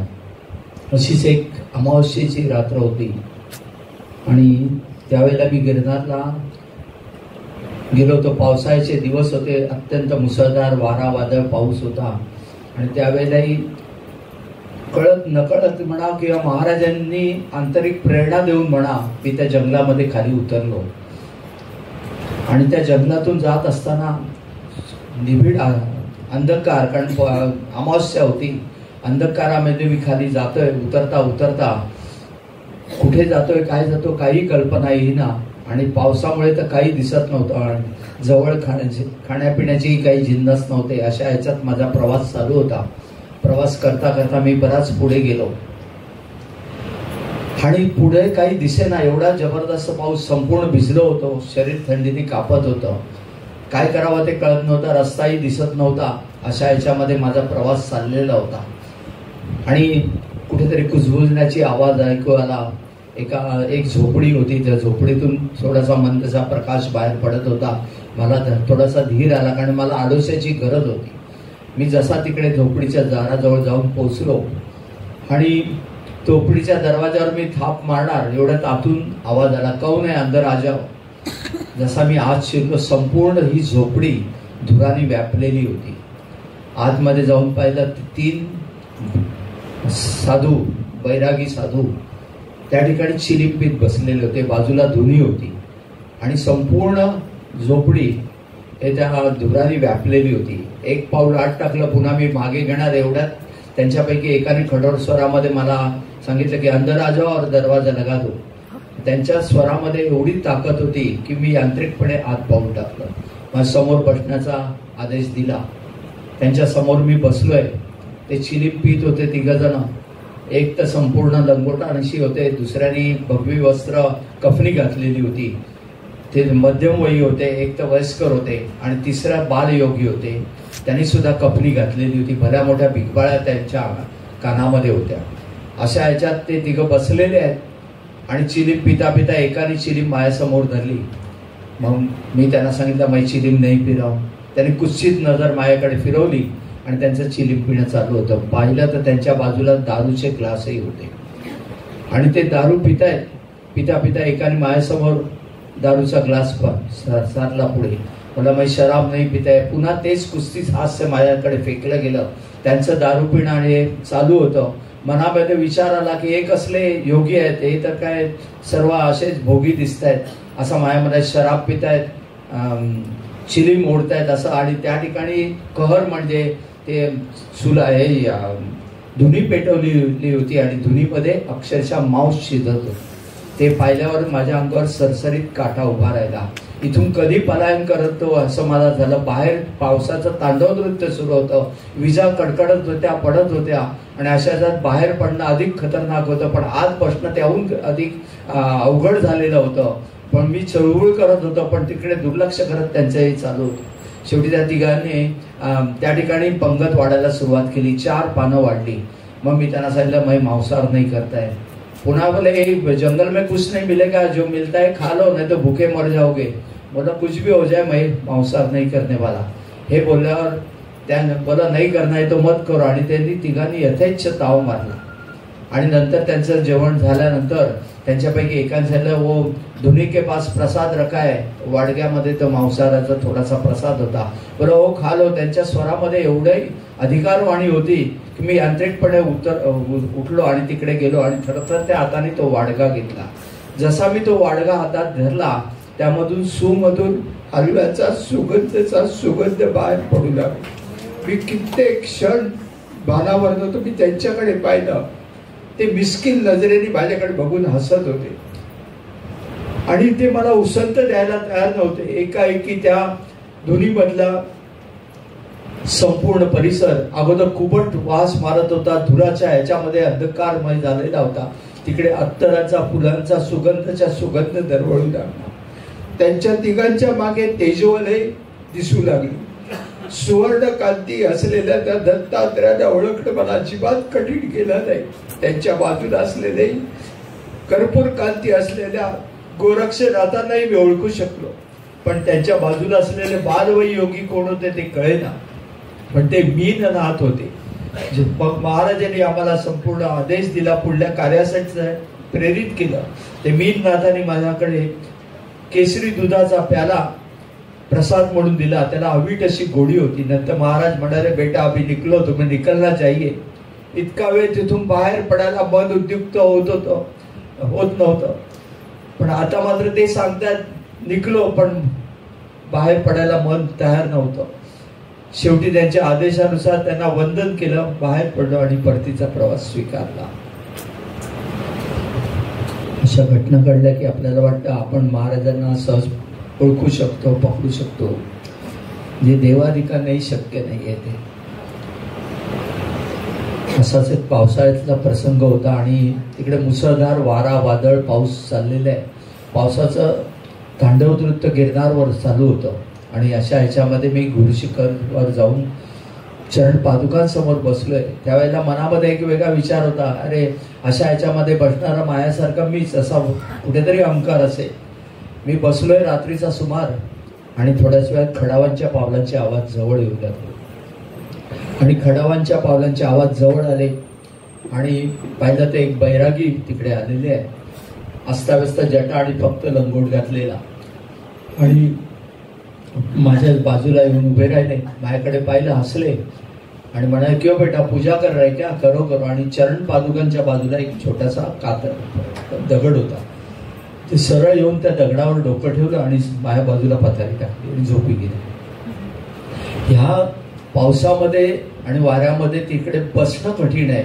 तिकडे हा महाभाग येतोय, माझ्या हाताच्या अंतरावर बसतोय, दगडावर डोकं ठेवतोय आणि झोपी जातोय. पाहून मी अचंबित झालो. आणि मग त्या चिरपरिचित सुगंधाच्या लहरी तिकडे दरवळू लागल्या, ज्या महाराजांच्या अस्तित्वाची ग्वाही देत होत्या. माझ्या हाताच्या अंतरावर महाराज होते. मी ताडकन उठलो. म्हटलं, आज महाराजांचे चरण असे पकडायचे की कोणत्याही परिस्थितीत त्यांचे चरण सोडायचे नाही, असा विचार करून मी उठलो. पण पाहिलं ते गाढ निद्रिस्त होते. आपल्या गुरूंना गाढ निद्रेतून बाहेर काढणं कुठल्याही शिष्यासाठी ते उचित नव्हतं. म्हटलं ते उठेपर्यंत प्रतीक्षा काही करावीच लागणार होती. मी उठलोय, त्यांच्या चरणाजवळ पुन्हा येऊन बसलोय, पादुकांसमोर त्यांच्याकडे बघतोय. एवढ्या पावसामध्ये ते गाढ निद्रिस्त होते. याच्यामध्ये जे विजाच्या प्रकाशामध्ये मी तेजोवलय पाहतोय. आणि त्यावेळेला मला जाणवलं की आपण किती कृतज्ञ आहोत.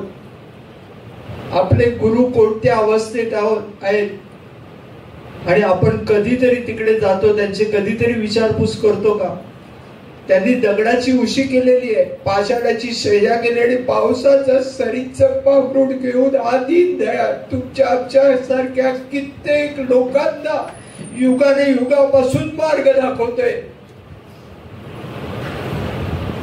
पण आपल्याला कधी आपण जातो, आपले सगळ्या समस्यांचे गाठोडे घेतो आणि त्यांच्या चरणापाशी टाकतो, आमची धुडी तुम्ही धुवा. पण आपल्याला कधीतरी वाटलंय की आपले गुरु कोणत्या अवस्थेत असतील? मला स्वतःच्या कृतज्ञतेची लाज वाटली. म्हटलं आता महाराज उठले की मात्र कोणत्याही परिस्थितीत त्यांचे चरण सोडायचे नाही. पण आपल्या अंतःकरणात उमटलेले विचारांचे सूक्ष्म तरल ज्यांना ज्ञात आहेत ते दत्तप्रभू, ते म्हणाले असेल बेटा तुला मनातल्या मनात मांडलं का? मला जे करायचं तेच मी करणार. मी वाट पाहतोय, प्रतीक्षा करतोय, पण ते उठायची चिन्ह दिसेना. पाऊस थांबलेला आहे, मंदसा चंद्रप्रकाश पडलाय, त्या चंद्रप्रकाशामध्ये ती तेजोमूर्ती मी पाहतोय. मी त्यांच्या उठण्याची प्रतीक्षा करतोय. ब्रह्ममुहूर्त जवळ आला. नित्य नेमाने मी म्हटलं आता आज महाराजांच्या चरणावर ब्रह्ममुहूर्तावर अभिषेक करायचा. मी सोमनाथून आणलेलं गंगाजळ, गुलाबजळ, अत्तर सर्व तयार करून वाट पाहतोय. ब्रह्ममुहूर्त पुढे सरजू लागला. मग काय करावं ते कळेना. म्हटलं हे उठेपर्यंत आपण चरण पादुकांची पाद्यपूजा करू. उठले की त्यांच्या चरणावर धरतो. असा करून जशी मी चरण पादुकांवर अभिषेकाची धार धरली, ही स्वारी ताड करून उठून उभी राहिली. माझ्या नजरेकडे नजर टाकली आणि हसले. त्यांच्या नजर सांगत होती अरे बेटा तू मला पकडायला बघतोयस, जे देवादिकांनी शक्य झाले नाही तुझ्यासारख्या मर्त्य माणसाला काय शक्य होणार, असे भाव जणू त्यांच्या नजरेमध्ये होते. ते हसले आणि म्हणाले बेटा अभिषेक कराय क्या, करो करो. आणि ते त्वरेने पायऱ्यांच्या दिशेने झेपावले. मग माझ्या संयमाचा अंत झाला. हातातला अभिषेक पात्र मी चरण पादुकांवर पालत केलं आणि वेगाने मागे वळलो. त्या निर्मनुष्य पायऱ्या माझ्याकडे बघून वाकुला दाखवत होत्या. मी पुन्हा महाराजांच्या ज्या ठिकाणी त्यांचे चरण कमल होते तिकडे आलो आणि अक्षरशः त्यांच्या चरणावर माझ्या अश्रूंचा अभिषेक केला आणि पाद्यपूजा संपन्न. माझं दर महिन्याला चौलला फॅक्टरी आणि फॅक्टरीच्या बाजूला एक छोटंसं औदुंबराचं झाड होतं आणि तिकडे दर महिन्याचं माझं गुरुचरित्राचं पारायण. ते पारायण झालं की मी गिरनारला जात होतो. आत्ताच तुम्हाला सांगितलं सगळीकडे फसवणूक झालेली, चारी बाजूला संकट आलेली, पण मी माझं कर्म सोडलं नाही. मी 3 दिवस मी गिरनारला जात होतो, पण तिकडे गिरनारहून मुंबईत आलो की लगेच फॅक्टरीमध्ये जात होतो. मी मनापासून प्रयत्न करत होतो, पण प्रयत्नाला मात्र यश येत नव्हतं. म्हणजे असे प्रयत्न केले की माझ्या बुटाचे तळवे झिजले. त्या झिजलेल्या तळव्यातून खडे जाऊन पायाला जखमा झाल्या, पण तरी माझा प्रवास मी थांबवला नाही. आणि एक वेगळी जिद्द होती का आपण जे काय करायचं ते जिद्दीने करायचं, मेहनतीने करायचं. यश द्यायला महाराज समर्थ आहेत, पण प्रयत्न मात्र आपण केले पाहिजे. आणि त्या जिद्दीपोटी मी सर्व धावपळ करत होतो, पण मला यश येत नव्हतं. अशाच प्रसंगी मला कामाची नितांत गरज होती. म्हणून मी फॅक्टरीमध्ये 3 वर्कर, स्किल्ड वर्कर लागतात केमिकल फॅक्टरीमध्ये, 3 स्किल्ड वर्कर मी राखून ठेवले होते. मला जमत नव्हतं तरी त्यांना मी इकडे तिकडे करून पगार देतो, पण बसून पगार खायला ते तिघही सोकावले होते. एका प्रसंगी मी 7 दिवसाचं पारायण करायचं म्हणून मी चौलला निघणार होतो आणि आदल्या दिवशी मला नागपूरच्या एका माझ्या क्लायंटचा फोन आला की प्रमोद भाई मैं एक टैंकर आपको प्रोसेसिंग के लिए भेज रहा हूँ, अगर आप कमिटमेंट देते हैं कि 7 दिन में आप मेरे को वो टैंकर वापस करेंगे प्रोसेस करके प्युरिफाय करके, तो मैं आपको भेज देता हूँ. मला कामाची नितांत गरज होती आणि मी विचार केला 7 दिवस मी पारायण करायला चौलला जातोच आहे, तर माझ्या देखरेखीखाली सर्व प्रोसेसिंग होऊन जाईल. म्हणून म्हटलं ठीक आहे आप भेज दो. त्यांनी तिकडून मटेरियल पाठवलं. तो टँकर चौलला यायला निघाला आणि इकडे मी वर्करना फोन केला, बोला ऐसा टँकर येतोय आपल्याला खाली करून घ्यायचं आहे. एकाच्या पोटात दुखू लागलं, दुसऱ्याची बायको आजारी पडली, तर दोघंही निघून गेले. तिसरा एकुलता एक वर्कर, तो हातामध्ये फक्त मला चावी द्यायला थांबला होता. त्याने हातात चावी दिली, तोही निघून गेला. मी विवनस्क अवस्थेत फॅक्टरीमध्ये एकटाच उभा होतो. म्हटलं आता करायचं काय. तिथून तेवढा टँकरवाल्याचा फोन आला, साहेबजी मैं मटेरियल लेके आ रहा हूं. अरे 80 बॅरलमध्ये मला ते मटेरियल 16 टनाचं खाली करायचं होतं. शेवटी मी जो रायगड रोडवेजचा मॅनेजर होता नौशाद भाई म्हणून, त्याला फोन केला. मैं नौशाद भाई ऐसा प्रॉब्लेम हुआ है, कोई लेबर है तो भेजो. बोला मेरे पास लेबर नहीं, मैं खुद आता हूँ. मग आम्ही दोघांनी मिळून तो 80 बॅरलमध्ये ते मटेरियल खाली केलं. तो निघून गेला. मी विचार केला निदान आपण डिझेल वगैरे आणून ठेवावं म्हणून दुसरा टेम्पो मागवला आणि काही ड्रम डिझेलचे आणून ठेवले. कसं प्रोसेसिंग करावं कळत नव्हतं, कारण हे सगळं लेबरच वर्क आयुष्यात कधी केलेलं नाही. आणि ते करायचं एक वेगळी जिद्द होती, एक कमिटमेंट दिली होती, ती पुरी करायची होती. दुसऱ्या दिवशी सकाळी लवकर उठलो आणि संपूर्ण फॅक्टरी झाडून काढली. तिकडे छोटंसं औदुंबराखाली एक छोटंसं दत्त मंदिर उभारलं होतं. तिकडे जाऊन मी पूजा अर्चा केली. पहिल्या दिवसाचं पारायण संपन्न केलं आणि नंतर पुन्हा बाजूलाच फॅक्टरी, तिकडे आलो. वर्करचे कपडे घातले आणि 250 किलो वजनाचा ड्रम एरवी हलणार नाही, पण मी सहजगत्या हलवून मी त्या रिएक्टरच्या खाली उभा करत होतो. उभा ड्रम करायचा, पंपिंग करून वरती प्रोसेसिंगला चढवायचा. बॉयलरमध्ये डिझेल टाक, कुलिंग टॉवरमध्ये पाणी टाक. 1 मॅन शो होता. तिकडे हेल्परही मीच होतो, ऑपरेटरही मीच होतो, केमिस्टही मीच होतो आणि डायरेक्टरही मीच होतो. सर्व प्रोसेसिंग एका पाठोपाठ एक चालू केली. 7 दिवसाचं पारायण म्हणजे 7 दिवसाचे माझे उपवास असायचे. पुन्हा मोटरसायकलवर किक मारायची, दुकानातून काही सामान आणायचं, उपवासाचं चहा पाण्याचं हे सर्व आणायचं. तिकडे बावरची मीच होतो. हे सर्व काम चालू होतं. पहिला दिवस मी नेटाने आणि जिद्दीने काम केलं. दिवस रात्र ते प्रोसेसिंग चालू होतं. एक वेगळी नशा होती की काही झालं तरी प्रोसेसिंग पूर्ण करायचं. रोज सकाळी उठायचं, पहिल्या दिवसाचं पारायण, दुसऱ्या दिवसाचं पारायण करायचं आणि कामाला सुरुवात. 4 दिवसाचं पारायण संपन्न झालं. 4था दिवस होता आणि मध्यरात्री साधारण 1:30-2चा सुमार असेल आणि 1:30-2च्या सुमारास मी तिकडे प्रोसेसिंग करत होतो आणि नॅचरली डोळ्यावर झोप येऊ लागली. मी तिकडे ड्रम चढवलं, ते प्युअर मटेरियल जसं तिकडे कलेक्ट करत होतो. पहिला ड्रम मी बाजूला केला, दुसरा ड्रम लावला, चहा प्यायलो, इकडे तिकडे फिरलो. पुन्हा येऊन तिकडे एकटाच रात्रीचा, तिकडे आजूबाजूलाही सर्व ज्यांनी पाहिलं मंदिर, तिकडे कल्पना आहे आजूबाजूला सर्व गाव दूरवर आहेत, त्यामुळे तिकडे कोणाचाही वावर नव्हता आणि मी एकटाच त्या ठिकाणी काम करतोय. ड्रम लावला, मी फिरतोय, पुन्हा येऊन खुर्चीवर बसलो आणि बसल्या बसल्या माझे डोळे मिटले आणि तो ड्रम भरायला आला. 4 बोटं शिल्लक होती आणि कोणीतरी मला हलून जागा केलं. उठून पाहतो तो 4 बोटं शिल्लक. ड्रम मी वॉल बंद केला, तो ड्रम बाजूला काढला. तिसरा ड्रम लावला. पुन्हा मी फिरतोय, फिरता फिरता पुन्हा तिकडे येतोय, चहा पितोय, डोळ्यावर पाणी मारतोय. पुन्हा तिकडे आलो, पुन्हा डुलकी लागली आणि पुन्हा तो ड्रम भरायला आला.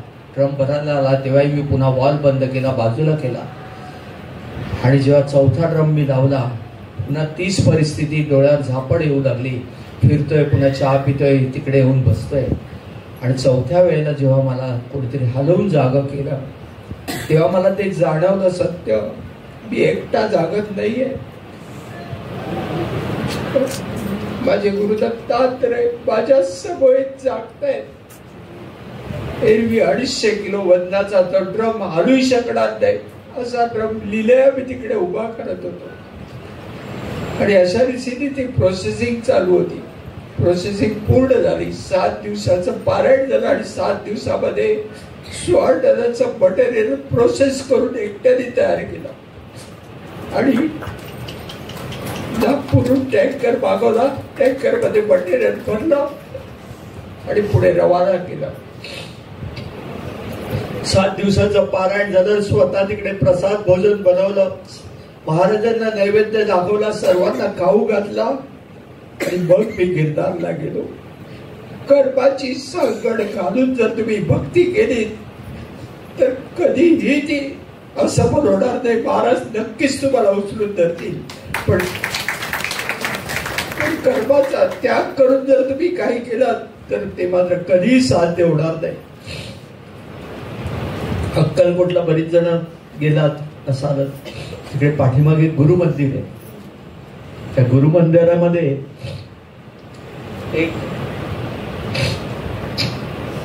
एक संन्यासी तिकडे असंख्य पारायण करत होते गुरुचरित्राची. जवळजवळ 1000 पारायण त्यांची संपन्न झाली होती.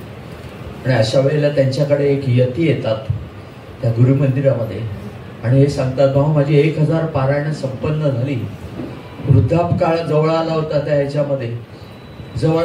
ते म्हणाले तुम्ही 1000 पारायण केली पण त्याचं फलित मात्र तुम्हाला या जन्मी मिळणार नाही. म्हणजे का, मी सुशीरभूत अवस्थेत सर्व केलं. तुम्ही सर्व काही केलेत पण तुम्ही कर्माचा त्याग करून केलाय. तुम्ही गृहस्थ आश्रमी बायका मुलांचा त्याग करून तुम्ही हे केलेलं आहे, त्यामुळे तुम्हाला त्याचं फळ या जन्मी मिळणार नाही.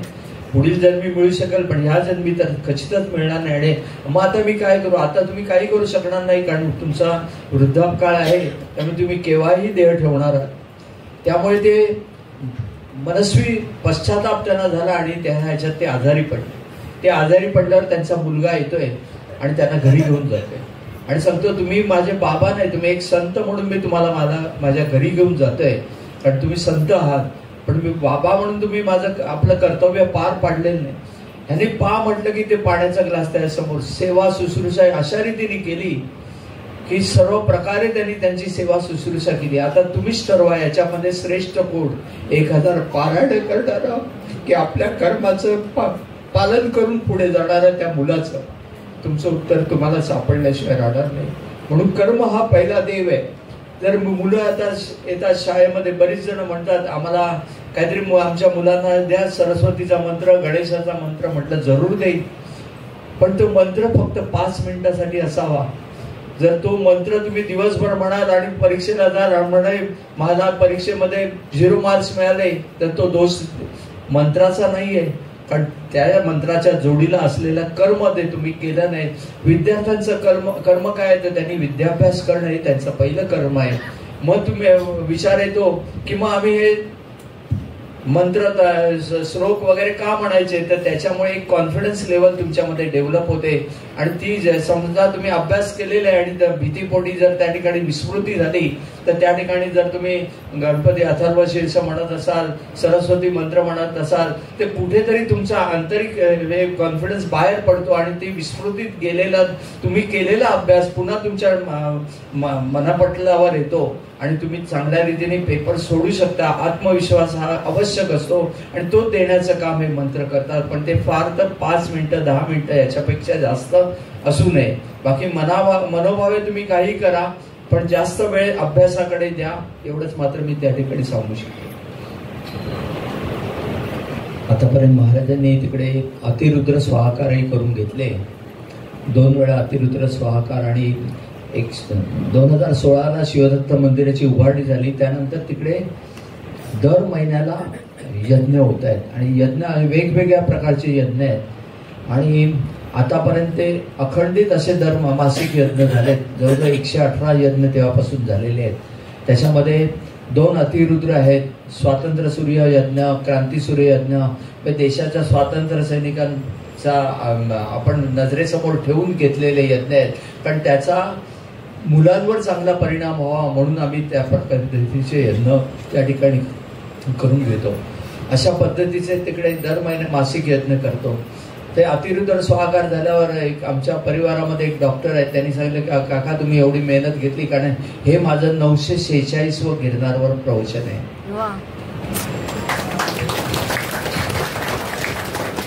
तेव्हा ते म्हणाले की तुम्ही कंटिन्युअस प्रवासात असता, तुम्हाला विश्रांतीची गरज आहे, म्हणून त्यांनी अमरकंटकला जाण्याचं मला हे दिलं, सगळी तजवीज करून दिली. मी अमरकंटकला गेलो.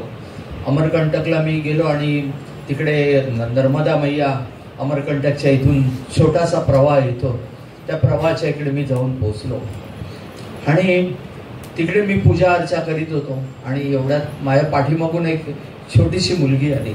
तिने चोळी आणि घागरा घातला होता, कपाळावर चांगलं कुंकू होतं, हातात बांगड्या, पायात पैंजण आणि अत्यंत गोड अशी मुलगी. हसली काय गाळावर खळी पडायची. ती माझ्या पाठीमागे येऊन उभी राहिली आणि खांद्यावर हात ठेवला आणि मी तिकडे पाहिलं. ती गोड असली आणि तिने तिच्या ओंजळीत आणलेली काही फुलं माझ्या हातावर दिली. मी ती घेतली आणि मैयाला अर्पण केली. माझी पूजा वगैरे संपन्न झाली. मी बाहेर येऊन पाहतो कुठे दिसते का ती मुलगी, काही मला कुठे दिसली नाही. त्याच्यानंतर मी सर्व तिकडे कपिलेश्वराचं दर्शन घेतलं कपिलधाराच्या इकडे जाऊन. आणि नंतर मी भेडाघाटला गेलो. तिकडे नर्मदाचं वेगळं रूप पाहिलं तिकडे. आणि आमची नर्मदा परिक्रमा असते 1 दिवसाची. आता आहे उत्तरवाहिनी परिक्रमा. त्या परिक्रमेला आमचा 70 जणांचा ग्रुप तिकडे गेला होता बडोद्यापासून. आणि तिकडे विष्णुगिरी महाराज म्हणून आपल्याला कदाचित माहीत असते, माझे मित्रच आहेत ते. आणि विष्णुगिरी महाराजांच्या वासुदेव आश्रमामध्ये आम्ही उतरलो होतो. परिक्रमेला सुरुवात केली. परिक्रमा संपन्न झाली. आणि संपन्न होऊन आम्ही तिकडे आल्यानंतर विष्णुगिरी महाराज म्हणे, प्रमोदभाई तुम्ही बसा आणि कन्यापूजन करा. म्हटलं जरूर करेन. आणि मी बसलो आणि कन्यापूजन तिकडे करतोय. त्यांनी एकेका मुलगी यायची, मी त्यांचे पाद्यपूजा हे करायचं, चरण धुवायचे आणि त्यांना भेटवस्तू द्यायचं. एका मुलीचे चरण धुतले आणि मी भेटवस्तू द्यायला हात वर केले. आणि त्या मुलीने गोड हसत माझ्याकडून ती वस्तू घेतली. तेव्हा माझ्या डोळ्यासमोर सरळ ती अमरकंटकला भेटलेली ती गोड मुलगी समोर उभी होती. आणि तिच्या गालावर तीच खळी होती, तेच निखालस हास्य होतं. माझे हात थरथरले. तिने ते हसत माझ्याकडून घेतला आणि पळत पळत निघून गेली. आणि त्याच्यानंतर माझ्या मनामध्ये एक ओढ निर्माण झाली अमरकंटकला जाण्याची. आणि जेव्हा तुम्ही चांगलं काम करता, चांगलं काम करताना चांगले वाईट सर्व अनुभव येतात. तुमचं चांगलं झालं तर सगळे हे करणारे असतात, पण थोडंसं इकडे तिकडे झालं, आपलं कर्म कोणाला ज्ञात नसतं. दोषारोप करणारे 100 माणसं निघतील, असे दोषारोप झाले. त्या वाघबाणांनी मी जरा जर्जर झालो होतो आणि मला निवांतपणाची आवश्यकता होती. आणि मी अमरकंटकला गेलो. अमरकंटकला नर्मदा मैयाचं दर्शन घेतलं. आणि मी जेव्हा कपिलधाराच्या इकडे आलो आणि अक्षरशः कपिलधाराच्या इकडे संपूर्ण धारा अंगावरून घेऊन मी त्या ठिकाणी चांगलं स्नान करून मी तिकडे बसलोय पाषाणावर आणि ध्यानावस्थेत बसलोय. ध्यानावस्थेत मला ती दुग्धधारा, दुर्गाधारा, शिवधारा या सगळं दिसू लागल्या. आणि त्याच वेळेला मी पाहिलं, माझे डोळे उघडले आणि पाहिलं तर माझ्या बाजूला एक तिकडले महंत बसले होते. माझ्याकडे पाहून हसले आणि बोला की हो, शिवधारा जाने का है क्या, दुग्धधारा जाना है क्या. मी हसलो, बाकी बोलायची काही गरजच नव्हती. आणि दुसऱ्या दिवशी मी अमरकंटकहून एका रिक्षावाल्याला पकडलं. म्हटलं मुझे ऐसे ऐसे जगह जाना है. ते बोलला हम लोग कुछ संपूर्ण जंगलामध्ये ती रिक्षा जात नाही, काही अंतरापर्यंत जाते, तिथून पुढला प्रवास तुम्हालाच करावा लागणार आहे. मी म्हटलं जहां तक जाते हैं वहां तक लेके चलो. तो बोला वहां तक लेके जाएगा, लेकिन आप टाइम पे नहीं आएगा तो मुझे वापस आना पड़ेगा. तो आपको उधर ही दुर्गा मंदिर पे आपको रुकना पड़ेगा और कल मैं फिर से आएगा और आपको लेके जाएगा. बोला ठीक आहे. आणि आम्ही पहाटे लवकर उठलो आणि तिकडे गेलो. तिकडे जात असताना त्यांनी मला जंगलामध्ये एके ठिकाणी सोडलं आणि तिथून पायी प्रवास, पावसाचे दिवस, चारी बाजूनी झरे वाहत आहेत आणि तो निसर्ग एवढा अविस्मरणीय होता की त्याचा आनंद घेत घेत प्रवास करतोय. त्या दरीमध्ये उतरत होतो.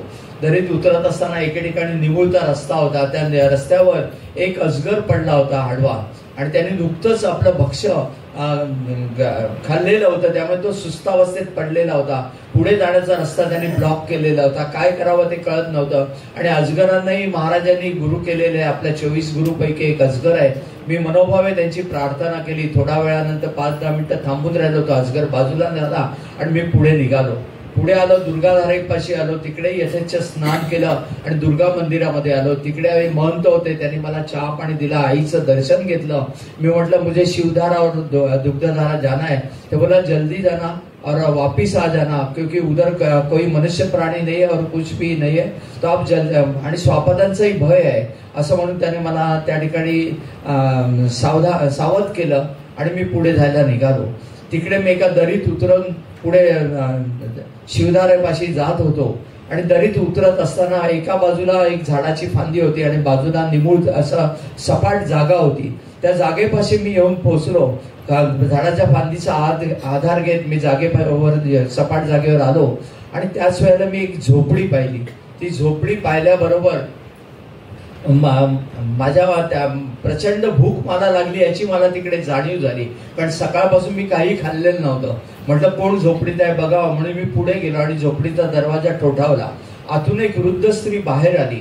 माझ्याकडे पाहून तिने स्मित हास्य केलं आणि तिच्या चेहऱ्यावर प्रचंड तेज होता. तिने मला आत बोलवलं. आत बोलवून तिने मला पाणी प्यायला दिलं आणि त्या ठिकाणी एका चुलीवर काहीतरी उकळत होतं.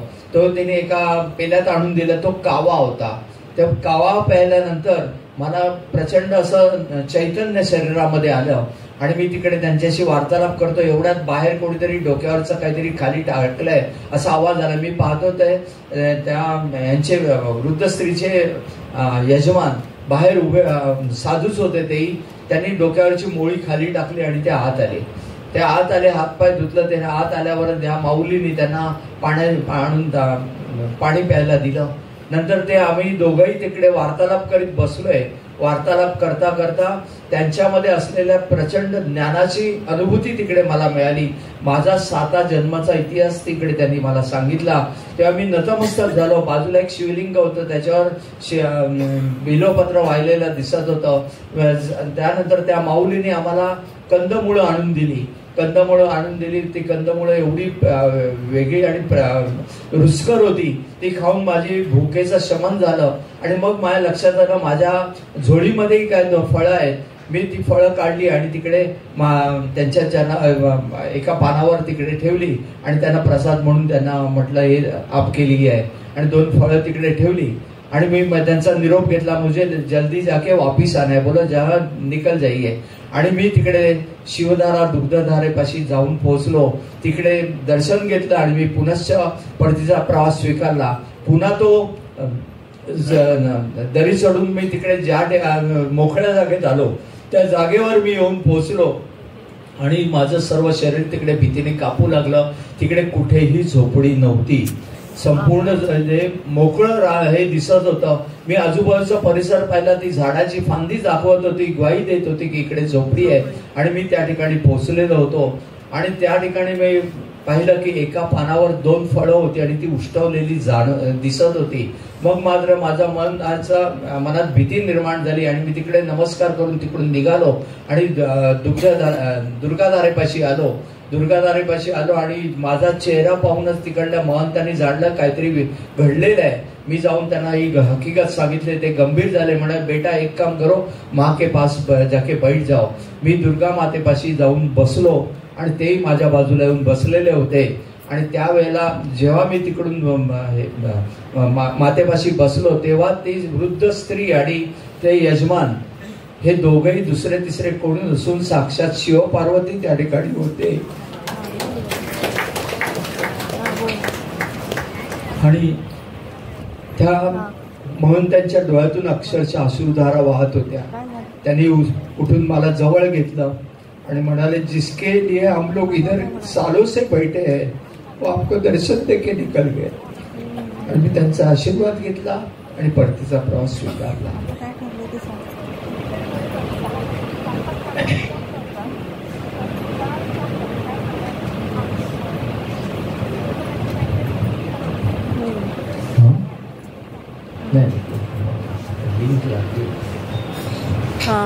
नाही नित्य नेमाने नामस्मरण करणं आलं. मग आपल्याला विचार पडतो नामस्मरण कोणाचं करावं. बरीच जण विचारतात आम्ही नामस्मरण कोणाचं करायचं आणि आपल्याकडे 33 कोटी देव, कोणाचं नामस्मरण करायचं. तर ज्याच्या नामामुळे तुमचे चित्त वृत्ती प्रफुल्लित होतील, अंतःकरणापासून आनंद लहरी बाहेर पडतील, त्याचं नामस्मरण करा. मग ते दत्त दिगंबर असतील, स्वामी असतील, पार्वती माता असेल, शिव असेल, राम असेल, हनुमंत असेल, गणपती असेल किंवा तुमचे आई वडीलही असू शकतील. त्याच्या नामाने तुम्ही पुढे सरकायचं. आणि त्याच्या जोडीला चांगलं कर्म म्हणजे काय, सत्य वचन, कोणालाही लांडी लबाडी चोरी चपाटी कोणाला फसवणूक असले प्रकार करायचे नाही. दुसऱ्याच्या अंतरात्मामध्ये परमात्मा असला हे लक्षात घेऊन त्याला दुःख होईल, त्याला तो दुखावला जाईल असं वर्तन करायचं नाही. आणि सकाळी 10 मिनिटं तरी ध्यानासाठी द्यायची. सुरुवातीला 10 मिनिटं अर्धा तास जे काय मिळेल ते ध्यानासाठी. कारण त्याच्यामुळे तुम्ही ईश्वराशी तादात्म्य साधू शकता. बऱ्याच जणांची ओरड असते की आम्ही ध्यानाला बसलो की आमचं 100 विचार आमच्या मनात येतात. विचारांचं लगाम कोणाच्या हातात नाही, कारण जेव्हा तुम्ही शांत बसता तेव्हा विचार येणारच. मग त्यांना अडवायचं कसं? त्यांना अडवायचाही प्रयत्न करू नका. फक्त शरीराला 10 मिनिटं अर्धा तास जे काय असेल ते बसायची सवय करा. हळूहळू सकाळी 5 ते 5:30 जर तुम्ही बसताय तर एका ठिकाणी बसायची सवय, ईश्वराच्या समोर बसायचं तुमच्या घरामध्ये, आणि 10 मिनिटं अर्धा तास जे काय तुम्हाला मिळेल तेवढा वेळ बसा. त्याच्यामुळे काय शरीराला ती सवय होईल. नंतर येणारे विचार येतात जात आहेत. तुम्ही अडवायचाही प्रयत्न करू नका. एक स्टेज अशी येईल, येणारे विचार येतात जातात, पण तुम्ही त्यांना निग्लेक्ट करताय, तुम्ही त्यांना अलिप्त करताय. म्हणजे कॉन्सन्ट्रेशन लेवल तुमची वाढली, एकाग्रता वाढली. ही ध्यानाची पहिली पायरी आहे. आज मी तुम्हाला अर्धा तास बोलतोय, उद्या तुम्ही 1 तास जरी ध्यानाला बसलात तरी मला नवल वाटणार नाही. परमानंदाची, परम सुखाची अनुभूती आहे. अशा रीतीने ध्यान करायचं. रात्री झोपण्यापूर्वी 5 मिनिटं स्वतःला द्यायची, ती आत्मपरीक्षणासाठी. दिवसभराचा दिनक्रम नजरेसमोर आणा. आज दिवसभरात मी काय केलं, कोणाला फसवलं का, रांडी लबाडी चोरी चपाटी काय केलं का, म्हणजे तुम्हाला तुमचे दुर्गुण नजरेसमोर येतील. ते हुडकून बाहेर काढा. कारण हा मनुष्य जन्म आपल्याला ईश्वराने का दिला? स्वतःला सुधारण्यासाठी. दुसऱ्याला सुधारण्याचा मक्ता तुम्ही घेऊ नका, त्यासाठी ईश्वर समर्थ आहे. अशा रीतीने आत्मपरीक्षण करून जेव्हा तुम्ही पुढे जाल तेव्हा ईश्वर तुमच्यापासून दूर नाहीये. तुम्ही किती गुरुचरित्राची पारायण केली हे महत्वाचं नाही, त्या गुरुचरित्रातून तुम्ही काय आत्मसात केलं, तुमच्या जीवनामध्ये काय इम्प्लिमेंटेशन केलं हे महत्वाचं आहे. अशा रीतीने पारायण करा. तुम्ही किती कोटी जप केलेत हेही महत्वाचं नाही. एखादा जप असा असतो जो हृदयाच्या गाभाऱ्यातून बाहेर पडतो, तो तिकडे काउंट केला जातो. नाहीतर सासूबाई बसलेली आहे देवघरामध्ये, हातामध्ये जपमाळ आहे आणि सुनबाईला दूषण देते, अशा जपाचा काही उपयोग होणार नाही. आणि कर्माची सांगड घालून भक्ती करायची. बरेच जण काय करतात की बऱ्याच स्त्रिया सुद्धा म्हणतात की आम्हाला संसाराच्या राहट गाडग्यामध्ये आम्ही असे झुंपलेलो आहोत की आम्हाला वेळच मिळत नाही. जी बँक बॅलन्स वाढवायची त्यासाठी दुर्दैवाने आपल्या कोणाकडे वेळ नसतो, पण नको ती बँक बॅलन्स वाढवतो ती इथेच ठेवतो आणि आपण निघून जातो. पण तिकडे गेल्यावर जेव्हा लेखाजोखा होतो तेव्हा आपल्या हातामध्ये काहीच नसतं. ते ही बँक बॅलन्स वाढवा, अध्यात्माची बँक बॅलन्स वाढवा, ती तुमच्या उपयोगी पडणार आहे. आणि अशा रीतीने तुम्हाला वेळ नाही आहे सुद्धा लंगडी सबब आहे. बघा, दिवसातले 24 तास, त्या 24 तासापैकी 8 तास आपण झोपा काढण्यात घालवतो, 5-6 तास नक्कीच व्हॉट्सअपवर जात असतील, 3-4 तास सिरियल पाहण्यात जातात. त्यासाठी आपल्याकडे मुबलक वेळ आहे, पण ही बँक बॅलन्स वाढवायला वेळ नाही. उलट स्त्रियांनी स्वयंपाक करता करता नामस्मरण करा. त्या अन्नामध्ये जे पावित्र्यतेचं तेज उतरेल, त्याच्यामुळे तुमचा परिवार सुशील संपन्न होईल. अशा रीतीने तुम्ही चांगल्या रीतीने ईश्वराच्या जवळ जाण्याचा प्रामाणिक प्रयत्न करा, तरच तुम्हाला या जन्मामध्ये तरुणोपाय आहे. हा मनुष्य जन्म आपल्याला ईश्वराने कशाला दिलाय? या मनुष्य जन्मामध्येच आपल्याला ज्ञानप्राप्ती होते. इतर जन्मामध्ये नाही, कुठल्याही याच्यामध्ये तुम्हाला ज्ञान नसतं. हा मनुष्य जन्म मिळालाय, त्याचं सार्थक करण्याचा प्रामाणिक प्रयत्न करायचा आणि ईश्वराच्या जवळ जायचं साध्या सोप्या सरळ मार्गाने. आता बघा, महाराजांना आपण सोन्याची सिंहासनं काय देतो, हिरे माणके काय देतो, जड जवाहीर पेढे बर्फी सगळे देतो आणि आपणच खातो. अशा रीतीने आपण फक्त दाखवण्यापुरतं असतं. त्यांना काय लागतं?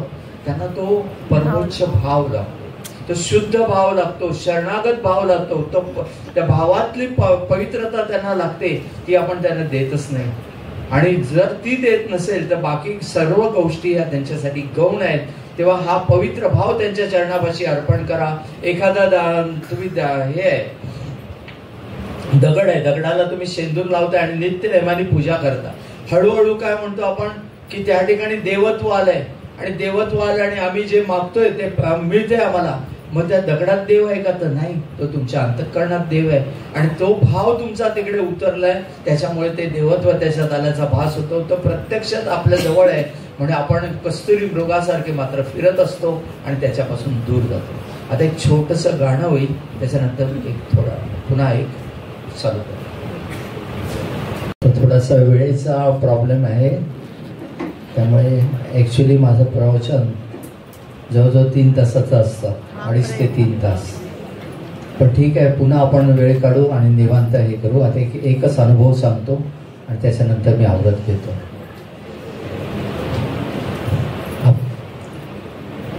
मे महिन्यातला दिवस होता आणि मी सोमनाथून निघालो होतो. सोमनाथून गंगाजळ गुलाबजळ अत्तर घेऊन निघालो आणि भर दुपारच्या उन्हामध्ये भरतवन सीतावन हनुमानदारा या मार्गाने मी गुरुशिखरावर जात होतो. उन्हामुळे कातळ तापला होता. एके ठिकाणी थांबलोय आणि पाणी प्यायला घेतलंय. त्याच वेळेस पाणी पितो एवढंच माझं लक्ष बाजूच्या विशालकाय कातळाकडे गेलं. त्याच्यावर एक अत्यंत केसवाणा वेडा बसलेला होता. त्याच्या केसाच्या जटा कित्येक दिवसामध्ये त्यांनी केसांना पाणी लावलं नाही याचं द्योतक होतं. नुसतं जटा धुळीने माखलेल्या होत्या. अंगावरचे फाटके कपडे, त्याचा रंग ओळखणार नाही अशी मातीची पुटेच्या पुटे चढली. अंगावर मातीचे थर होते. हातापायची वाढलेली नखं, हसले की काळे पिवळे दात दिसायचे. ओठातून लाळ गळते, नाकातून पाणी गळते असं ते विद्रूप रूप पाहून मला ते शिसारी आहे. आणि मी विचार केला चला आपण आपलं इथून काढता पाय घ्यावा. मी उठलो, झोळी खांद्याला लावली आणि पुढे निघालो. मी जसा निघालो त्या वेड्याने माझ्या पुढ्यातच 8-10 पावलं अंतरावर उडी टाकली आणि वेड्यासारखा नाचत बागडत समोर उभा राहिला. मी म्हटलं या वेड्याला वळसा घालून निघून जावं म्हणून मी पायाचा वेग वाढवतोय. मी जेवढा वेग वाढवतोय तो सहजगत्या पुढे जाताना पाहून मी अचंबित झालो. मग माझ्यातला अहंकाराने फणा वर काढला. हा गिरनार पर्वत मी 1.5 तासात चढतोय हा तो अहंकार होता. मला याची विस्मृती झाली. मी चढत नसून महाराज मला चढत आहेत आणि मी अत्यंत वेगाने म्हटलं मी तुला आत्ता वायू वेगाने हरवतो. अत्यंत वेगाने मी चालू लागलो. पण मी जेवढा वेग वाढवतोय तेवढा सहजगत्या तेवढंच अंतर राखून नाचत बागडत चालणाऱ्या त्या वेड्याला पाहून मी अचंबित झालो. आणि मग माझ्या लक्षात आलं या वेड्याला हरवणं काही मला शक्य नाहीये. आणि एके ठिकाणी मी आतापर्यंत एवढ्या माझ्या गिरनार वाऱ्या झाल्या पण मी कधी दमल्याची जाणीव नव्हती. पण ह्या वारीला मला प्रचंड दमछाक झाली. आणि एके ठिकाणी मी म्हटलं बाबा रे तू मोठ्या बापाचा तू हो पुढे. आणि मी तिकडे खोडियार मातेची छोटी घुमटी आहे त्या घुमटीच्या जवळ बाजूला कातावर येऊन बसलो. तेव्हा मी प्रचंड दमलो होतो. मी झोळी उघडली आणि पाण्याची बाटली बाहेर काढली. माझ्यापासून 8-10 फूट अंतरावर असलेला वेडा 2 डेंगातच माझ्या जवळ आला. मला वाटलं याला तहान लागली असेल. मी माझ्या हातातली पाण्याची बाटली त्यासमोर धरली. तिकडे त्यांनी दुर्लक्ष केलं आणि उघड्या झोळीतून बाहेर डोकावणारी गंगाजळाची बाटली जी मी महाराजांच्या दत्तप्रभूंच्या अभिषेकासाठी सोमनाथून आणली होती नेमकी तीच उचलून घेतली. मग माझ्या तळपायची आग मस्तकाला गेली. मी रागाच्या तिरमिरीत उठलो. त्याला कडून ती बाटली हिसकावून घ्यायला धावू लागलो. तो डोक्यावर बाटली धरून नाचू लागला. तो धावतोय त्याच्या मागे मी धावतोय. मी वेड्यासारखे त्याला शिव्याशाप देत त्याच्या मागे धावतोय पण तो काय मला दाद देईना. शेवटी त्याने माझा अंत पाहण्याचं ठरवलं. शेवटी त्याने ती बॉटल उघडली. अर्ध गंगाजळ प्राशन केलं आणि उरलेल्या गंगाजळ स्वतःच्या डोक्यावर ओतून घेतला आणि रिकामी बाटली पायाखाली टाकली. मग मात्र माझ्या तळपायची आग मस्तकाला गेली. रागाच्या तिरमिरीत मी झोळी उचलली, खांद्याला अडकवली आणि त्याच्याकडे मी अशा नजरेत पाहत होतो जणू काय मी तुला नजरेनेच भस्म करेन. अशा नजरेत पाहत त्याला शिव्याशाप देत मी पुढे सरकलो. 8-10 पावलं पुढे गेलो असेल आणि माझ्या पाठीमागे चिरपरिचित सुगंधाच्या लहरीच्या लहरी येऊ लागल्या. त्या महाराजांच्या अस्तित्वाची ग्वाही देत होत्या. मी मागे वळून पाहिलं तिथे कोणी चिटपाखरू दिसेना. सर्व पठार शोधून पाहिलं कोठेही कोणाचा भागपूस नव्हता. पण रिकामी पडलेली गंगाजळाची बाटली त्यांच्या अस्तित्वाची ग्वाही देत तिकडेच पडलेली होती. मग मी कोणाला शिव्याशाप दिले कळत नकळत मी माझ्या गुरु दत्तात्रयांना शिव्याशाप देऊन बसलो का हे लक्षात आल्याबरोबर माझ्या हातापायातले त्राण नाहीसे झाले. मी खाली बसलोय. डोळ्यातून अश्रुधारा वाहत आहेत. मी महाराजांना साकडं घालतोय की महाराज माझ्या हातून प्रमाद घडलेला आहे आणि आयुष्यात प्रथमच मी होलपटल्यासारखं गुरुशिखर गाठलं खरं पण तिकडे जाऊन बसणं मात्र अशक्य होतं. मी चरण पादुकांपासून दूर एका कोपऱ्यात बसलोय आणि स्फुंदून रडतोय आणि महाराजांची करुणा बघतोय की हे दयानिधे माझ्या हातून प्रमाद घडलेला आहे. कळत नकळत मी आपला अपराध करून बसलोय. मी आपल्याला दोषारोप देऊन बसलोय असं म्हणून मी त्यांची करुणा बघतोय. शेवटी मी मनाचा हिया करत चरण पादुकांजवळ येऊन बसलोय. त्यांची करुणा बघतोय. एकाएकी मी पाहतोय त्या चरण पादुकांवर तोच वेडा बसलाय आणि त्याची नजर मला सांगते अरे वेडा मी नाही तर वेडा तू आहेस. मला देवाधिकारी ओळखू शकत नाही तर तू काय ओळखणार असे जणू भाव त्यांच्या नजरेत होते. एकाएकी त्या वेड्याने आपलं रूप पालटायला सुरुवात केलं आणि सुंदर मदन मोहराचं रूप असलेल्या त्या त्रिगुणात्मक त्रैमूर्तीचं त्या ठिकाणी मला दर्शन घडलं आणि त्या रूपावरून लोक आपला जीव का वाळून टाकतात याचं उत्तर मला सापडलं आणि मी तिकडे नतमस्तक झालो. आतापर्यंत तुम्हाला म्हटलं की माझ्या 314 गिरनार वाऱ्या आणि 283 या सोमनाथ वाऱ्या झाल्या. मग मधली तफावत काय. एका काळी करोडो रुपयांचा व्यवहार करणारा माणूस गिरनारला जाण्यासाठी 1500 रुपयांसाठी मोताज झालेला होता. सगळी सोंग आणता येतात पण पैशाचं सोंग आणता येत नाही. अशा वेळेला गिरनार मात्र महाराजांनी सातत्याने करून घेतलं की सोमनाथ काही वाऱ्या माझ्या करू शकलो नाही. मग अशा वेळेला माझ्या फॅक्टरीतले ड्रम विकायचे आणि गिरनार गाठायचे. शेवटी ड्रम विकायला ड्रम शिल्लक राहिले नाही. मग हरिद्वारून एखादा संन्यासी येतोय, एका स्वामी भक्ताकडे एन्व्हलप देतोय, तुला दत्त भक्त भेटेल त्याला एन्व्हलप दे, आणि अशा रीतीने माझं तीर्थाटन व्हायचं. सुरुवातीला बायकोनी मदत करायला सुरुवात केली. नंतर तिच्या लक्षात आलं या माणसाचं काही लक्षण ठीक नाही, आपल्या संसारातले पैसे याला देणं योग्य नाही. ती म्हणाली तुम्ही जाणार, तुमचे गुरु महाराज जाणार, मी काय माझ्या संसारातले पैसे तुम्हाला देणार नाही. आणि अशा रीतीने ती बाजूला झाली. मग अशा एका पारायण वेळेला चौलला मी पारायण करत होतो. पारायण झालं आणि मुंबईला येऊन मला गिरनारला जायचं होतं. सेल्टॅक्सची फाईल चौलच्या घरातून मी चालतोय आणि त्याच्यातून 2350 रुपये निघाले. माझी गिरनार वारी झाली. एका वारीला सकाळी बायको उठली, ऑफिसला निघून गेलेली. घरात चरण पादुकांचा फोटो, त्याच्यावर हात ठेवला आणि रडतोय की मला गिरनारला यायचंय, मला पैसे नाहीत, काय करू. आणि माझं लक्ष माझ्या बोटातल्या अंगठीकडे गेले आणि त्याही प्रसंगी मी हसलो. अरे वेड्या, तुझ्या बोटात तर अंगठी आहे. आणि आयुष्यात प्रथमच सोनाराकडे गेलो, अंगठी गहाण टाकली आणि मी गिरनार गाठलो. गिरनारहून आलो. एका पार्टीकडून 50,000चं येणं आलं. ते पैसे आल्या हातात आल्याबरोबर पहिली अंगठी सोडून घेतली आणि बोटात घातली. तेव्हा कोण आनंद झाला. तो आनंद अंगठी परत मिळाल्याचा नव्हता, एका वारीची तरतूद बोटात आहे हा तो आनंद होता. एका वारीला खिशात पैसा नाही, राजकोट पर्यंतचं तिकीट एका ओळखीच्या एजंटनी काढून दिलेलं. म्हटलं चला राजकोट पर्यंत जाऊ. पुढे राजकोटला पोहोचलो. तिकडे वेरावळ बसमध्ये बसलो. म्हटलं त्या कंडक्टरला सांगावं की माझ्या हातातलं एक घड्याळ घे, पण मला गिरनारला जाऊ दे. कंडक्टर जवळ येऊ लागला. घशाला कोरड पडली, कारण असा प्रसंग आयुष्यात कधी घडलेला नव्हता. कंडक्टरने विचारलं तिकीट, तोंडातून शब्द निसटले वेरावळ. त्यांनी तिकीट दिलं. आता नाटक करायला पाहिजे होतं. फाटक्या विजारीच्या खिशात हात गेलाय आणि खिशातून 500 रुपयाची नोट हातामध्ये आली. ती त्याच्या हातात कोंबली आणि सोमनाथ गाठलं. सोमनाथच्या पिंडीवर रागाने डोकं आपटून घेतलं. म्हणजे मला तुझं इझी म्हणू नको, माझ्या कष्टाला यश दे. सगळे पैसे अभिषेकाला वापरून टाकले, फक्त गिरनारला येण्यापुरते पैसे शिल्लक ठेवले. तिकडे वेरावळ बस स्टँडवर बस पकडली. ती बस जुनागड एसटी स्टँडवर आली. एसटीतून बाहेर उतरतोय, समोर एक संन्यासी दत्त म्हणून हजर माझ्याकडे भिक्षा मागू लागला. तर म्हटलं खिशात काय चिल्लर आहे ती काढून द्यावी. खिशात हात घालला, चिल्लर काढून देतो म्हणजे पैसा नाही, कुछ केला होतो. ऐकायलाच तयार नाही. शेवटी तो वैतागला आणि म्हणाला अरे भाई 2 दिन हो गए मैं भूखा है, मुझे कुछ खिला. आणि मग माझ्या लक्षात आलं 2 दिवसापासून मी उपाशी होतो.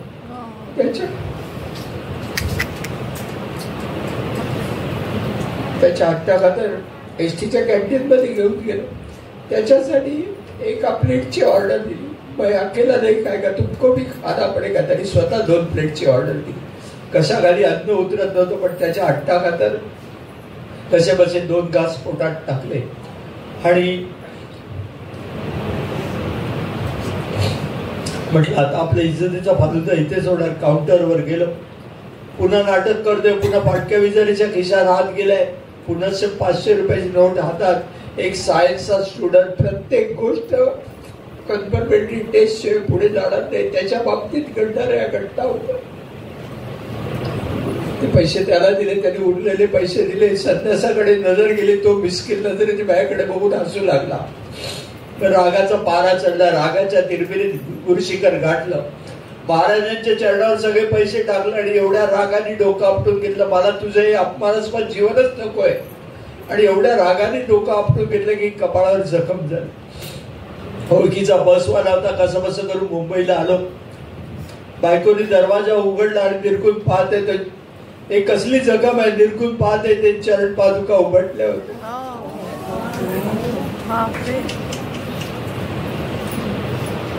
7 दिवस झाले. त्या अधिकाधिक वृद्धिगत होत गेला आणि 7 दिवसानंतर अंतर्देहात विलीन झालं. केवळ त्यांनी केलं म्हणून झालं, अन्यथा होणार त्याची खात्री पडली. मी पण अहंकार सगळ्याचा चकडाचूर करून टाकला. नाती गोती सगळी पाहिली. आई बाप भाऊ बहीण बायको मुलगा सगळी नाती पाहिली. फक्त आणि फक्त महाराजांचं नातं असं आहे की ते निरपेक्ष प्रेम करतात. युगाने युगापासून तुमच्यावर प्रेम करतं म्हणून त्याची सांगड घालायची, त्याची भक्ती करायची आणि त्या भक्तीमध्ये धावून निघायचं. एवढाच संदेश द्यायला तुमच्या पाशी मी आलोय. जय गिरनारी. आता फक्त महाराजांची आरती होईल, त्यानंतर राष्ट्रगीत होऊन कार्यक्रम संपतो.